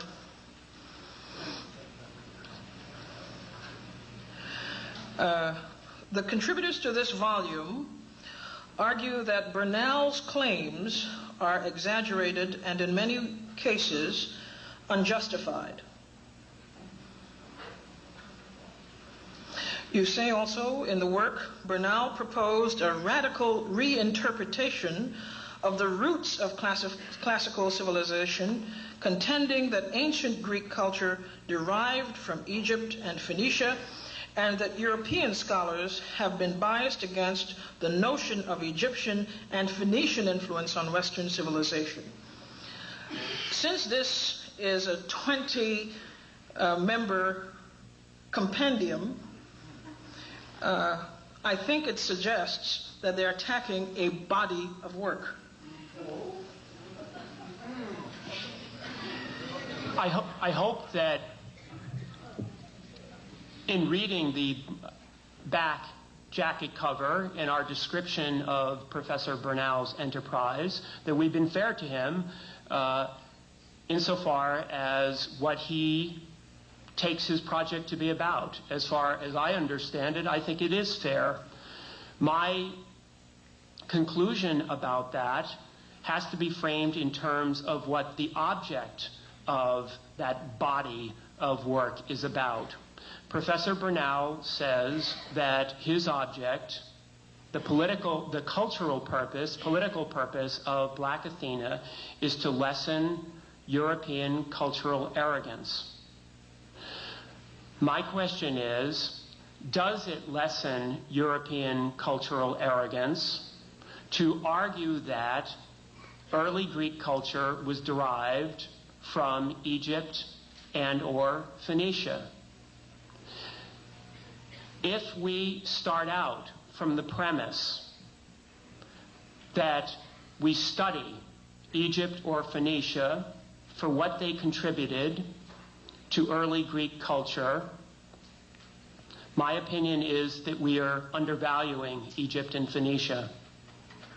And therefore, the project itself is, in the end, essentially Eurocentric and is its own refutation.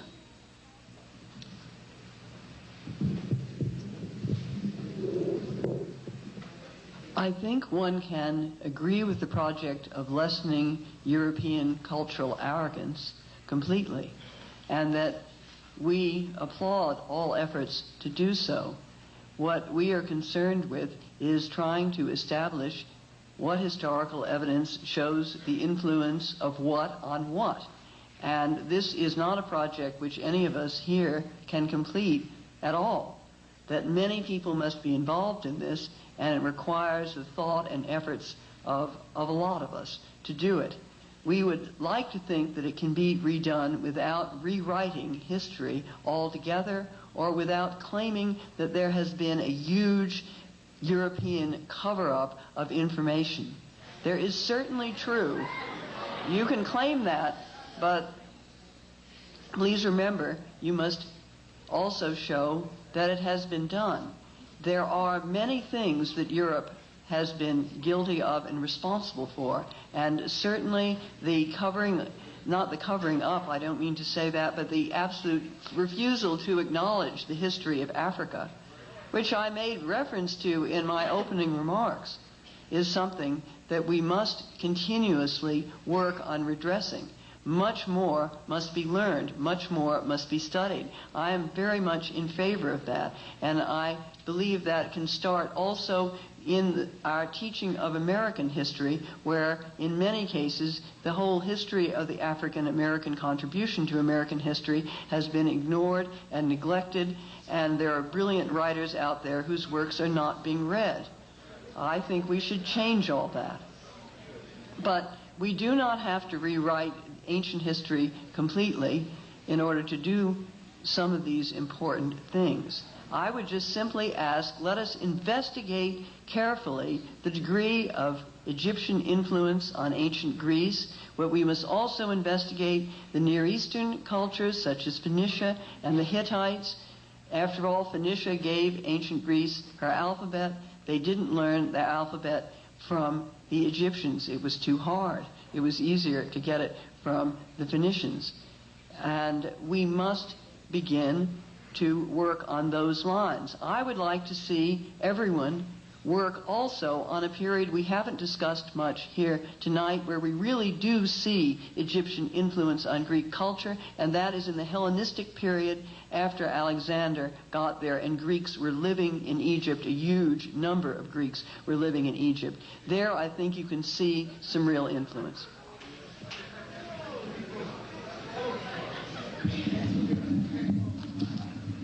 This is now the third debate that we have had, and I'm very struck by what I see as a discrepancy between Mary Lefkowitz's speech and her writing. That in speech she is all sweetness and light and for open debate and openness in culture. Her writing is very different. The title, Not Out of Africa, is extremely provocative, and it reads, the text carries on in the same way. And I'd like to quote to you a letter I received from probably the most distinguished active classicist in the world today, who actually agrees with her on the academic side. Nevertheless, he writes, "I do not find her exposition cool, detached, and reasonable, despite her efforts to make it seem like that. It is, in fact, as I wrote in my review, an impassioned polemic. Of course, Mary wants to look scholarly and detached, but hers is the scholarship of the National Association of Scholars, which is funded by the same people that funded not out of Africa. And that leads us back to where Professor Clarke began on the general political context in which this book has appeared.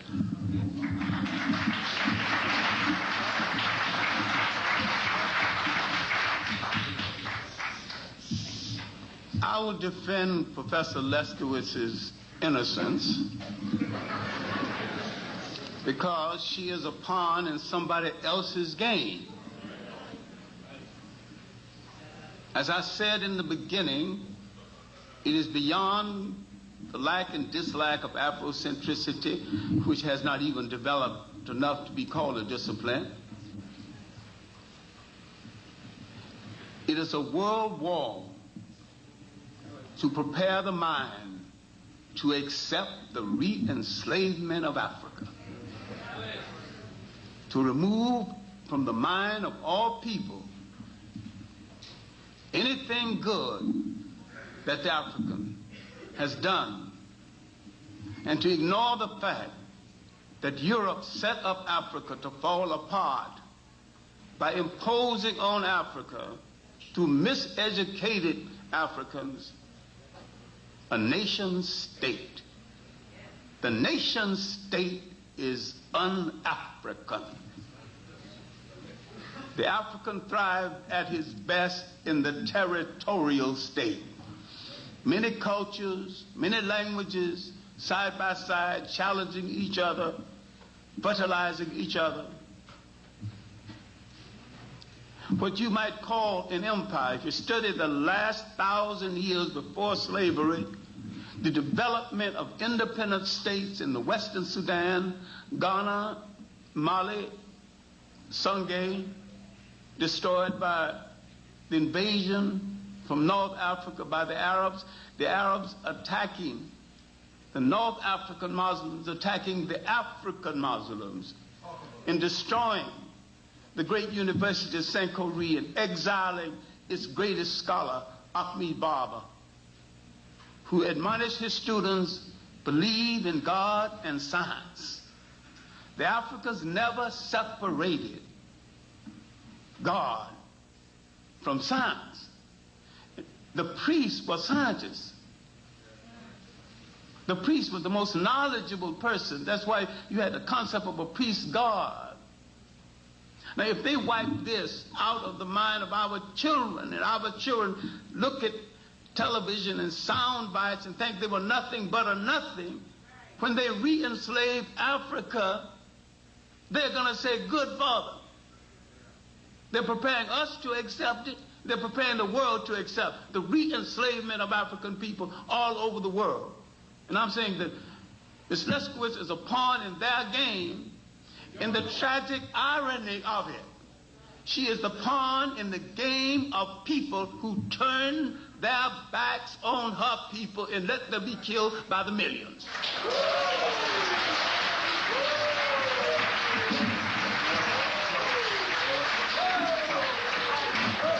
American intelligence, French intelligence, British intelligence, the intelligence of the Western world knew exactly what was happening to the Jews in Germany.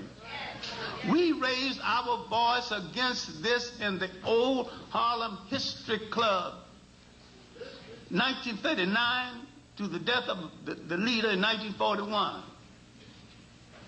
If you think that, if we get into the nonsense about black anti-Semitism, blacks have always had a sentimental attachment to the Jews. They actually believe the Bible. You know, we are the true believers. We out Pope the Pope. We out Muhammad. But religion has always been a political thing to Europeans, and still is. And when it no longer serves them politically, they're going to discard it. They turn their backs and let this happen. Now they're creating a new game because Europe has spoiled Europe.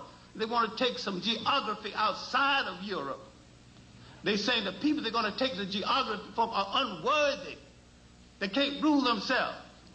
Of course, they cannot rule themselves in artificial states set up by the Europeans. First place the Africa has to do is to get rid of these borders.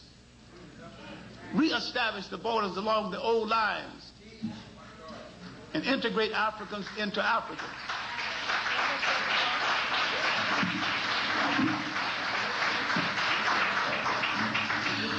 Okay.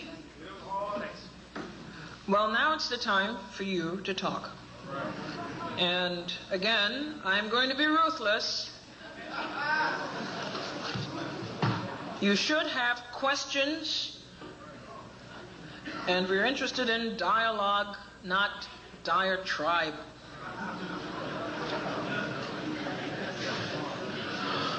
All right, they're setting up microphones, I believe. In your statement in your book about Masonry, I have to disagree with. And I'd like to know how much research you've done on Masonry, which was a bastardized word given by Pythagoras. Masonry was not always known as Masonry. It was called the study of lux. Would you please identify the And incorrect lux statement? in Latin is light. No. Could you identify the incorrect statement? She said that the Abbey, that the statement in the book pertaining to the mystery system coming from the book, the Abbey's book in the 18th century, the study of lux preceded what they call Masonry. Pythagoras gave it that name. It's a Latin term, sum immediate coli. Just as Pythagoras gave the name gymnasium to schools of learning, that's what it was at that time. What they call lodges now, they call gymnasiums. You use the term about the Afrocentrism coming from Masonic Caribbean Lodge. That is a falsehood, ma'am. That is a total unfalsehood. Okay. Do you have any research in Masonry? Did you do any research? I refer you to the section of my book which has the footnotes in it, and I would appreciate it if you feel these things are true, that you write me about it, and I'll respond. I have read your book. No, I have read your book, and I have already, within 50 pages, 47 rebuttals to your book. When mine comes out, you'll have it, ma'am.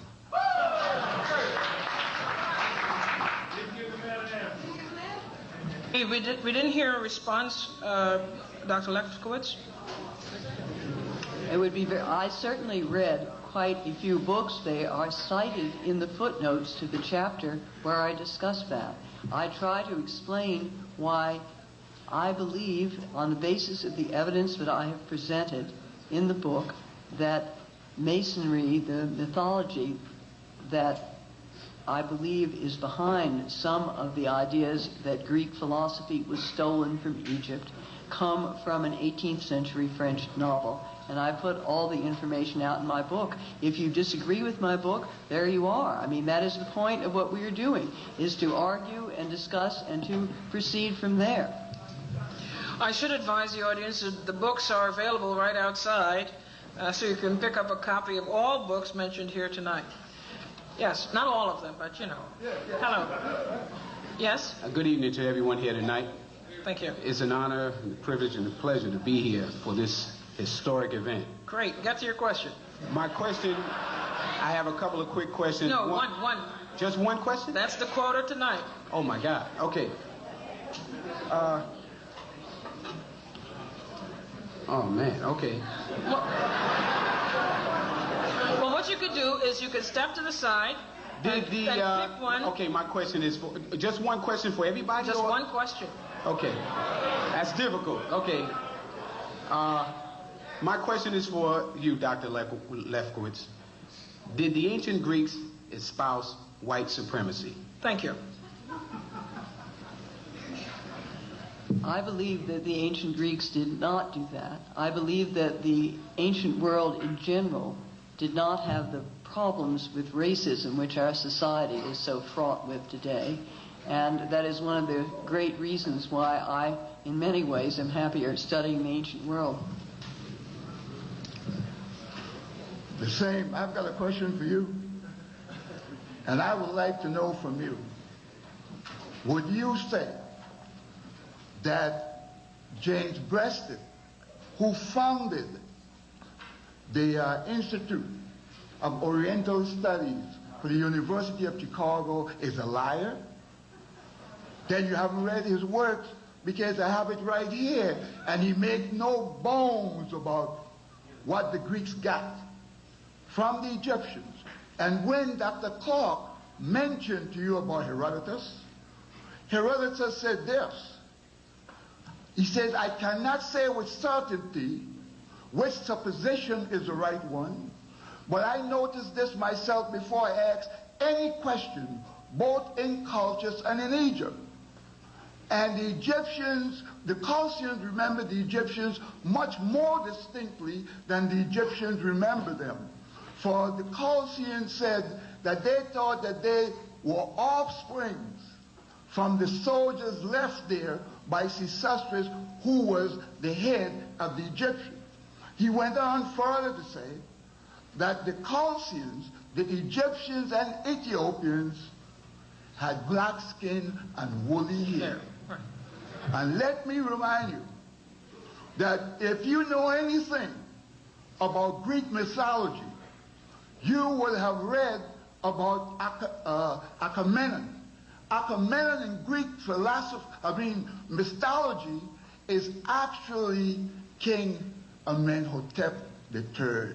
It's Agamemnon, actually. Agamemnon.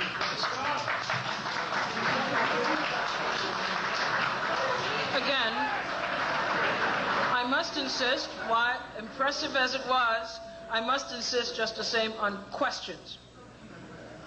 Okay, as a student of Afrocentricity from Temple, first of all, if you read Chinwezu, he talks about Aristotle calling the Egyptians cowards because they were black. So there was some form of supremacy in Greece around that time. My question, though, however, is this. Your question to whom, sir? Well, to basically, anybody could pick it up. Okay.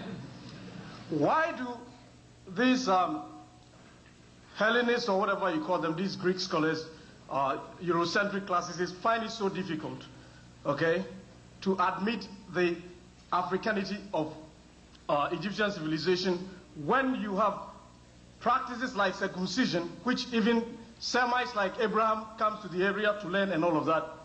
When you look at the American Heritage Dictionary, for instance, even though you have African words in the dictionary, we are not part of the world root of languages and all of that. How can you cut off a whole seminal culture and yet refuse to accept, you refuse to accept the contribution of African civilizations to Mycenium or whatever, and yet you appropriate our languages and our cultures, even though linguistically we've been excluded from this language too. How do you do All right, that? thank you.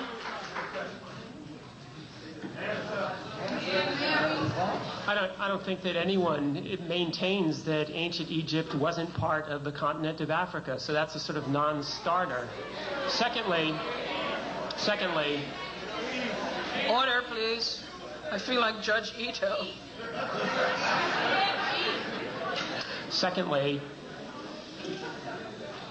linguistically, I don't think that anyone I know believes that ancient Greek, in its majority, is derived from the Afro-Asiatic language group. I think that the placement of Greek into the Indo-European language group sets it in a different context. I have no problem acknowledging Greece's debts to many different Near Eastern cultures. Doesn't bother me at all. Professor Clarke, would you like to respond? Professor Clarke? Do you want to respond? I'm wondering why we seem to be putting our emphasis in the wrong place. We're giving Greeks credit for something they did not do. We're not analyzing the fact that at the time Greece and Rome was at their height, the majority of their own people were slaves. And that people who created the word democracy and popularized the word Christians were neither democratic or Christians then or now. And so we are following a myth they created far worse than any myth the Afrocentrics have created or accused to have been created. My criticism of Afrocentricity is its inadequacy. It hasn't gone far enough. Question, please. Yes, thank you for giving me this opportunity. For number one, I would like to say I think Mary is just here to sell a book. And number two... we're not going to make those kinds of observations. We're going to get to your question. Question. It's to Mr. Bernal. And he made one remark in a previous debate that they had together that the library in Alexandria was Greek created. I would like to know, how did he come to that conclusion? Well, first of all, that it was built in a city, Alexandria, which was built by the Greek or Macedonian conquerors of Egypt, and the library was built in it. Now, what the precedence for the library is difficult. Perhaps Aristotle's collection of books in the Lyceum were precedent, but there were clearly Egyptian libraries per Ankh II. So the idea of a library, I think, is Egypto-Greek. But that library itself was clearly constructed after Aristotle's death and under the domination of Greeks. Anybody else? Anybody would like to respond? Professor Clarke? I think the whole concept of the library at Alexandria might be an often repeated myth, and it might not have existed at all. We have not found any foundation. Now, you can burn the building, but you can't burn the foundation because that's underground. Well, according to most information I know, the books in the library consist of raping a lot of small libraries in Egypt. And so when they burned down the library, they burned and lost to the world information that will never be recovered. So I don't think the library was a service, although it is spoken of as a high point of Greek intellectual contribution. It was not. It was part of Greek imperialism, the raping of the small African libraries. He consolidated the books. Had he left them scattered in small libraries, we might still have access to them. But you put them in one place that got burned down, and the world can never recover that information. So I don't consider the library at Alexandria any compliment to African people or Greeks. Thank you. Thank you. Quick addition to that.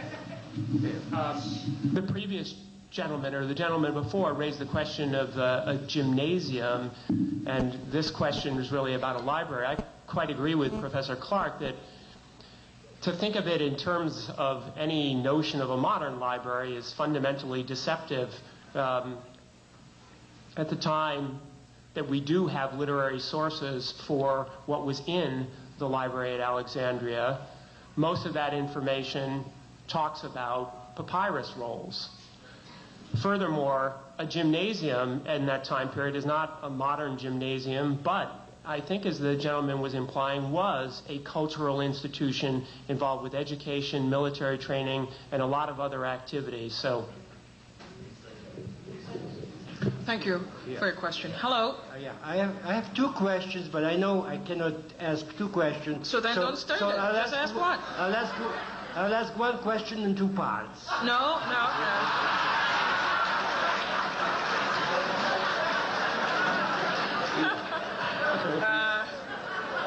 Guess what? Yeah. You will ask one question in one part. It seems to be that all four of our distinguished scholars could be congratulating each other because they all have really contributed much to our knowledge. Instead, they act like those proverbial blind men holding on to different part of an elephant and saying, I've got him. And the question is, why is it that you cannot appreciate each other instead of insulting each other? Now, thank you. That's it. No, second, no, there's no second. No, just a suggestion. Now, of course, what is behind, I suppose, is the political conflict. And what I want to ask is No, but you're asking a second question. So you already asked your first question. Just indicate the direction. Did Professor Clarke or did not Professor Clarke state on WBAI, or whether it's recorded, that African Americans cannot be friends of the Jews in the United States because they are too powerful here? No. I did not state that. All right. No, he said that I stated it? Yes. I've never stated it. I never stated it all. I wanted to stay away from the Jewish question because everybody become a liar and a hypocrite when they're discussing it. They're dishonest. I want to also stay away from the Muslim question because everybody's dishonest when they discuss that. And I want to stay away from the fakery of Louis Farrakhan. Thank you. Thank you for your question. Next question, please. Okay. Yes, let's simmer down. Well, first, I'd just like to say a quick comment on the politics behind this book.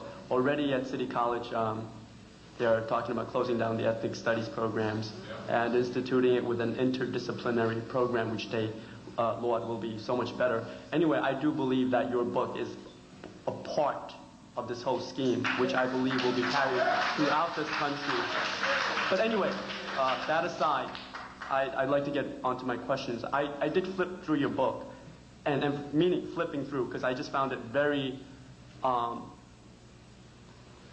lack of words, I would have to go back to Mr. Clarke's, Dr. Clarke's sophomoric book, because it left many holes, and you contradicted yourself with the very same contradictions that you were blaming all these other authors for having done. So the question comes to, was Socrates black? And I felt that you were like beating a dead horse on its head. Rather than ask that question, I would like to ask you, from this quote, it says, I got it out of a book today, Socrates was prosecuted on a charge of impiety, quote, for not worshiping the gods whom the city worships, for introducing religious innovations, and for corrupting the young men. Now this was, I believe, in the trial of Socrates. And the question being, if so, this is indigenous Greek philosophy coming out from philosophy, and he was eventually put to death by talking about his philosophy and influencing the young minds of Greece, Athens, then I'm not sure if it was Athens or Sparta, I forget. But then my question to you is, what then is so Greek about Socrates? So that's my question to Mary Lefkowitz.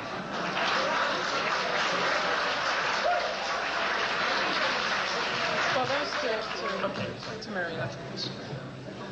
I'm not sure I understand your question. I'm certainly glad that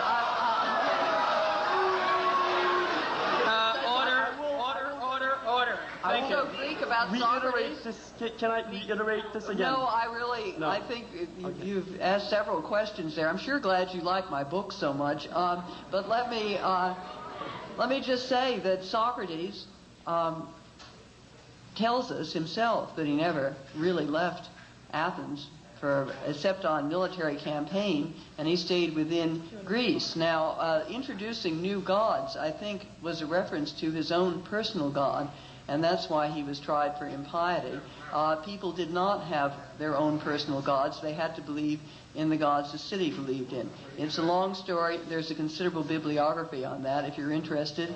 I'm sure somebody at your university could tell you. As for my being part of a conspiracy to destroy all sorts of things, I am not part of any conspiracy at all. Dr. Clarke? Dr. Clarke, is going to respond?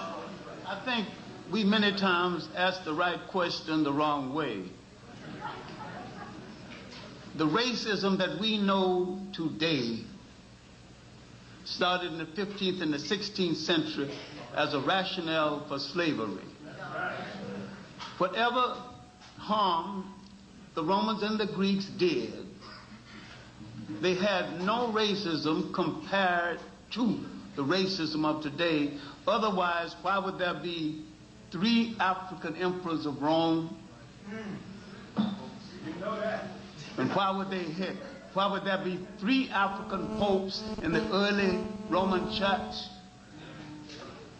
And why would Septimus Severus become the governor of England?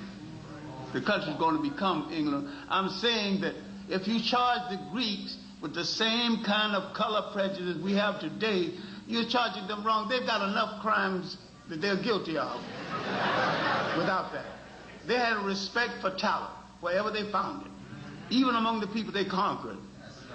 And the people they conquered had upward mobility to the extent they fitted into the Greek or the Roman political intentions of that day. Now, I have gone to England and had the privilege of going in the basement of the British Museum. As a commoner, naturally I couldn't go, but when they asked the other person with me, what is your authority to enter and look at the sites in the basement of the British Museum? He was a Caribbean person who lived in America most of his life, but he wasn't a citizen, so he had officially been knighted by the Queen. And so he pulled out his card and the door to the basement opened. And we saw the picture of Herodotus, matted hair, pug nose, similar to mine. It was the statue was in the basement of the British Museum where it will stay and not on display. But I don't argue Herodotus on the basis of his blackness or anything else. I argue on the fact that he had wandered away from his people. He had learned a concept and a way of living, a way of morality, different from that of his people. So just like Jesus Christ, when he came back among his people, he was preaching something that alien to that belief. His food truck, driving the money changers from the temple. What is that we gonna make? But in other words, what kind of Jew is this? A strange kind of Jew. He don't trust you engaged in trade. The Romans didn't want to have anything to do with it. So when the Roman governor when he was put on trial for sorcery, the Romans, he wasn't harming the Romans. He wasn't even preaching to the Romans. He was preaching to his own people. And so he pushed them back and says, he's your king. And they pushed him back toward the Romans. He said, not my king. But he coming with all those foolish ideas. He hanging out in Egypt. So Herodotus has been, I didn't say he went to Africa, I don't know. But he was influenced by African moral thought. Thank you. Your question, please. I'm a student at City College, and this question's for Dr. Clarke. Please, could you explain to the right, your left? The what? The right, on your right, the 2 so-called professors on your right. Well, to his left. On his left, on your right. The agenda of the right in the political context that lets a president of my school, Yolanda Moses, dismantle and ethnically cleanse the ethnic studies and the black studies, the Latino studies, Jewish studies, Asian studies up at City College, and because I have no respect for you, because up at City College we are fighting there every day. All right. For what the question is, I want Dr. Clarke to explain how this is, what's this doing to the train of thought in our universities and how it lets people politically dismantle our universities as we know them. Thank you for your question. This trend started soon after the black studies explosion. Whites began to plan how to let them use this as a political plaything until they got their act together and their strength together in order to destroy it. It wasn't meant to be, no one, if you ever got this simple thing, people never educate you in the technique you can use to take their power away from them. See, education has but one honorable purpose, one alone. Everything else is a waste of time. That to train the student to be a responsible handler of power. No one ever wants us to be responsible handlers of power. I'm saying that it has nothing to do with political lines. The left don't want us to be responsible no more than the right. But they want to dominate us in a different way from the right, and they think they can dominate us better. It's an argument of not of whether we will be free, but who will enslave us. And had we should have accepted the responsibility of making black studies strong enough to take this assault. We could have anticipated it and argued with it, but we dissipated too much energy arguing among ourselves over triviality. We are partly to blame for what has happened. Thank you, Dr. Clarke. Your question, please. My question is to Drs. Lefkowitz and Rogers. I would like information about the foundation and grants regarding the publication of the book. How did University of North Carolina come to choose them? Did they make the application for the grants? And what are the foundations? Thank you. There's a simple answer. There were none. None. None. Zero. Zilch. None.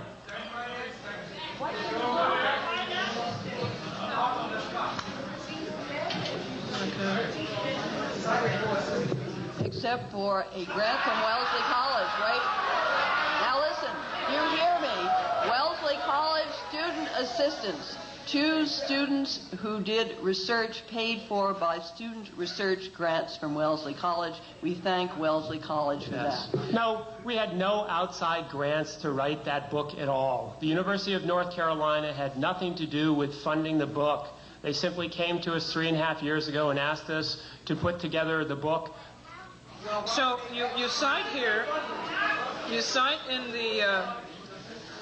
the preface to your book, we are, let me see. We thank Molly Levine of Howard University for generously allowing us to use the bibliography she had assembled, and the Ford Foundation. That's through Wellesley College. The Ford Foundation and Wellesley College, not through Wellesley College, for grants to support editorial assistance. Well, I'm sorry, but the Ford Foundation has a standing grant with Wellesley College through which Wellesley College disperses money to student research assistants.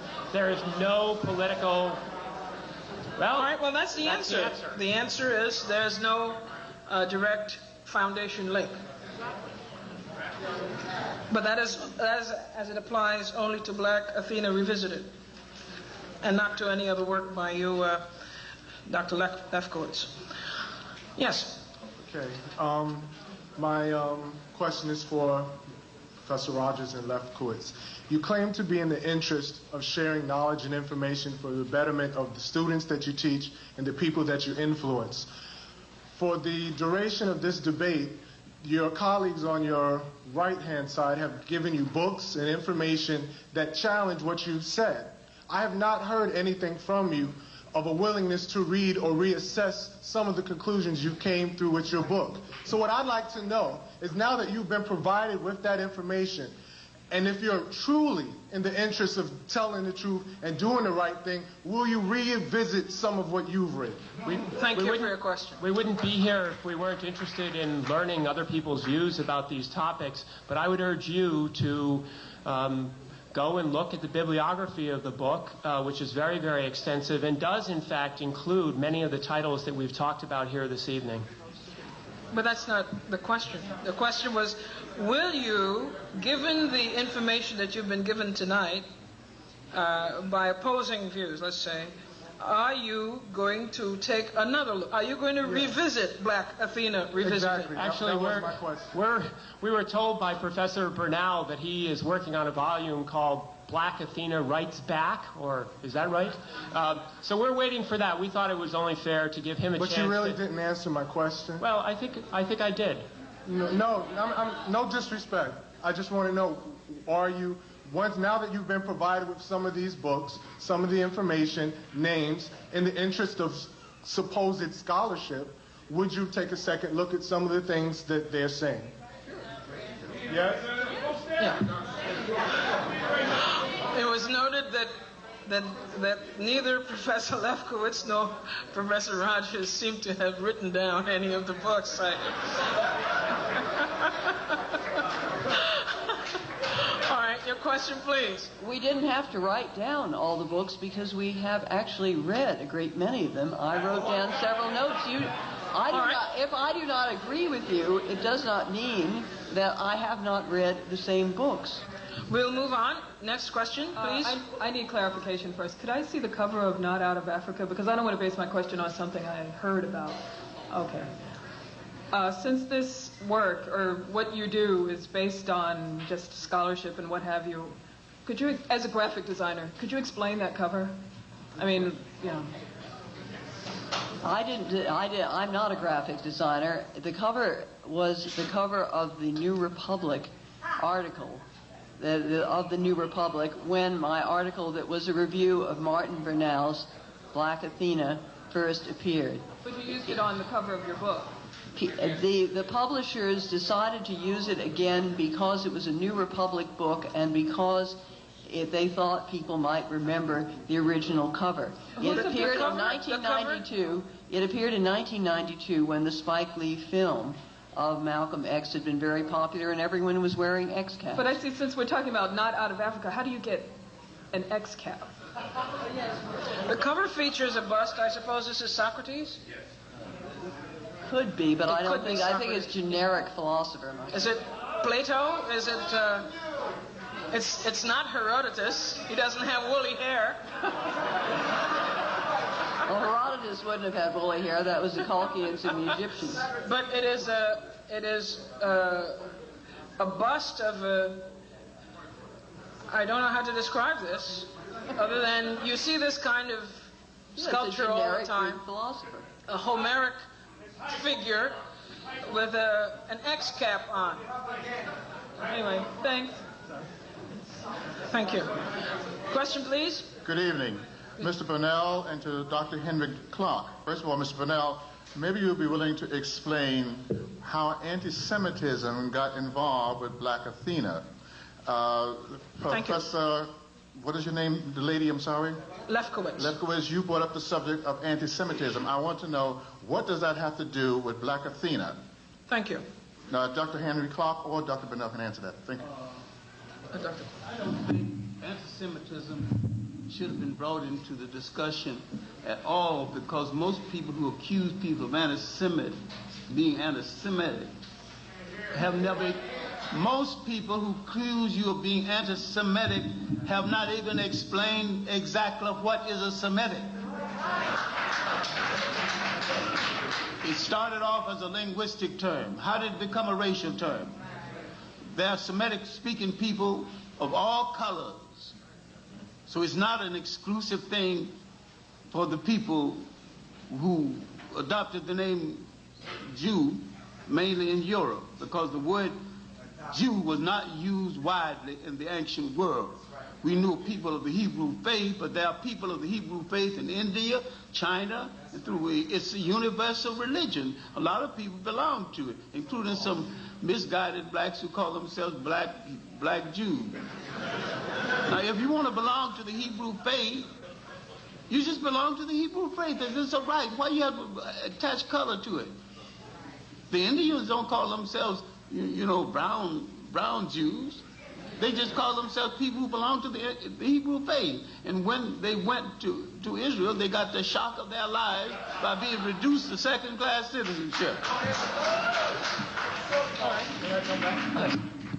I think that Black Athena has become involved with anti-Semitism in two ways.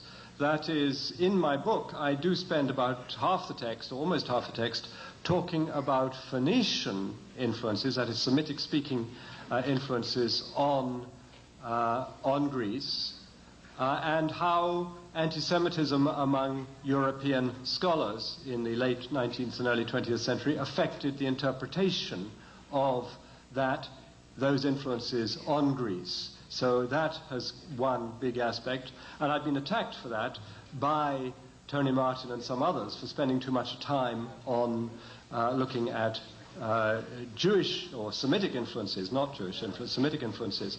The other way in which it's become loosely attached to Black Athena is the way in which some, very few, of the people, the African Americans who are or who claim to be anti-Semitic, have liked Black Athena, but that I think is a much less important issue. I've been fighting anti-Semitism in my book, and this is something that I find extremely central. It may not be central to this audience, but it is very important to me and the way I wrote it. Yes, we share Professor Brunel's view that there were some scholars in 18th and 19th century Europe who, for reasons of anti-Semitism, sought to exclude all kinds of people speaking Semitic languages from the story of the origins of Greek culture. Thank you. Your question, please. Yes, just to elaborate a little bit on the word Semite, you'll check the encyclopedia. It specifically states Afro-Asiatic, stretching all the way from West Africa into the eastern part of Africa, with a total of approximately 300 million people. Now, what I'd like to know is, first off, let me just read something here for you. And this comes out of Aristotle, okay? It comes out of Aristotle. We're talking about philosophy, but one question, and quickly, please. Yeah, quickly. The military class and the farming class should be separate. Even today, this is still the case in Egypt, as it is in Crete. The practice began in Egypt, okay?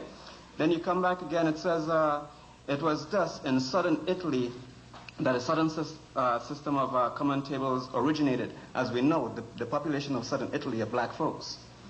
Then it comes back and says the other institution mentioned above, the division of the body politic into classes, originated in Egypt, not in Crete. It continues. No, don't continue. Last one. Get to your question quickly, please. The history of Egypt attests the antiquity of all political institutions. Here is Aristotle is giving his expertise on philosophy to the Egyptians, yet you sit there and say that it had nothing to do with Egypt. Explain, please. I don't think that we have said that Greek politics have nothing to do with Egyptian politics. In fact, one of the more interesting arguments that I think you'll find in our book is Sumerian scholars believe that a form of what, for want of a better term, could be called democracy actually existed perhaps on the banks of the Tigris and the Euphrates in about 1800 BCE. I didn't quite understand the comment about the encyclopedia definition of Semitic, but I think I agree completely with Professor Clarke that Semitic is not a racial term. It is not a term even of culture. In principle, it should be a linguistic term. Yes. I think one of the reasons why the title of my book is The Afro-Asiatic Roots is because Afro-Asiatic is a super family which includes both ancient Egyptian and Semitic and many other African languages like the Chadic group and Hausa and all the rest of it. And it was one of the reasons why I wanted to be able to include both the Semitic and the Egyptian linguistic and other influences on Greece. So that, I think, is important. Now, yeah, okay, come back. Thank you. Your question, please. Hotep, Dr. Clarke, may I speak? Yes, go ahead, please. Thank you, sir. We at Temple University, the African American Studies Department, are taking serious Dr. Clarke's question. We're going to be issuing within 2 months a comprehensive document that go back thousands of years that includes scholars from every part of the African world, including Dr. John Henrik Clarke, Fan Fanon, everyone from Tar Otep. So this will be coming out within 2 months. So this will answer why the question are being raised today, because we're taking a scholarship serious. And what I want to do, the question is to those two professors from Wesley. I find the book very disingenuous. I found one of the person that you mentioned in wrote inspirational in the book, Dr. Ben, our beloved Dr. Ben Jackie-Hannon. And I've known him for over 22 years. Your question, please. And Dr. Ben, in his 22 years of being a chematologist, had never said one time that he was an Afrocentrist. I mean, why did you say that Dr. Ben speaking at Wesley College was one of the reasons that you picked up on this project to make the Afrocentric project disingenuous? Dr. Ben has never said he is Afrocentric, not one time in the 22 years I've known him, and I know other people that known him like Dr. Jefferson here, probably more years than that. So what is this? Is this poor scholarship, or this just an attempt to continue the attack on Africa? Why did you find Africa so difficult? Thank you very much.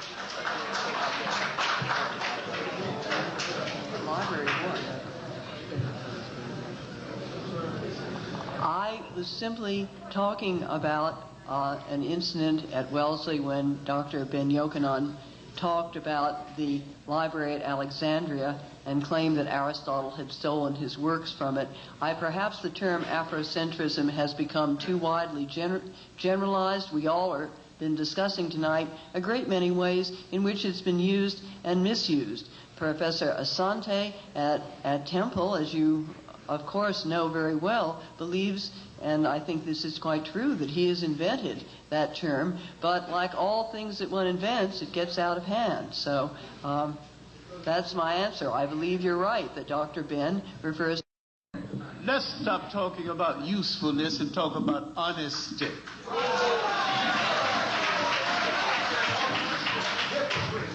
Let's talk about the making of the United States, the design of this country. That it was designed as a haven for free white Protestant males, middle class and up, those who agreed with the prevailing political status quo and who own property. Everybody else in this country who think this country was designed for them are telling themselves a lie. The Jews were out of it, the Catholics were out of it, the Quakers were out of it.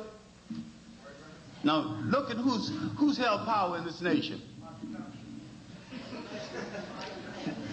Only one non-Protestant president. And how long did they last before they killed him? When they said liberty and justice for all, that's the all they were talking about. Other people think they were talking about them. The country have not betrayed any promise to you, had even made any promise to you. What even talking about you in the first place? Let's tell the real truth about all the founding fathers being slaveholders. Let's read the letters George Washington wrote when he wanted some special molasses from the Caribbeans, and he offered to send one trained nigger as payment for the molasses.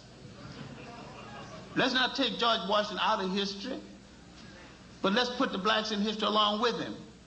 Let's talk about James Fortan, who made the tents for George Washington. And George Washington found that those wax-matted cloth of the tents was stronger than the cloth in the breeches of his soldiers. He asked James Fortan to make some breeches of that same cloth.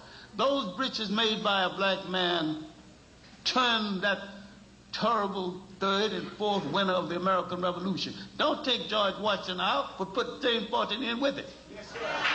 Yes, sir. Thank you. Thank you. Dr. Bernal? Is this a response to a question? If you want to just add something, if you had a chance. Are we still going on with the questions? No, questions are done. The questions are done? Yes. Okay.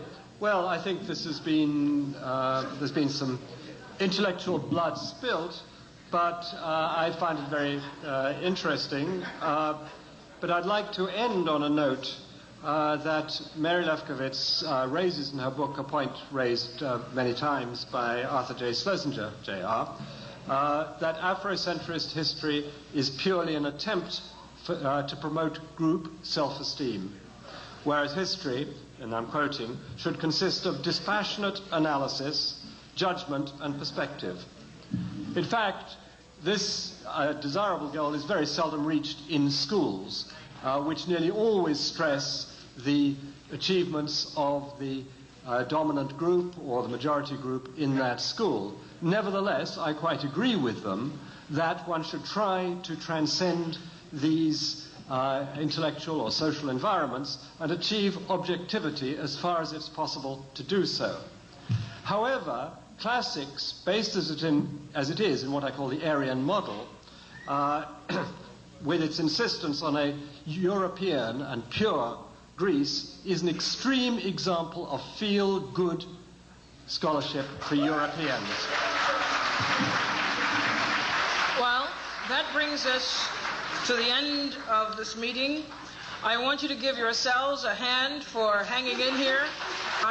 I want to thank you all for coming, and keep listening to your favorite station, which is WBAI 99.5 FM. Thank you, and good night.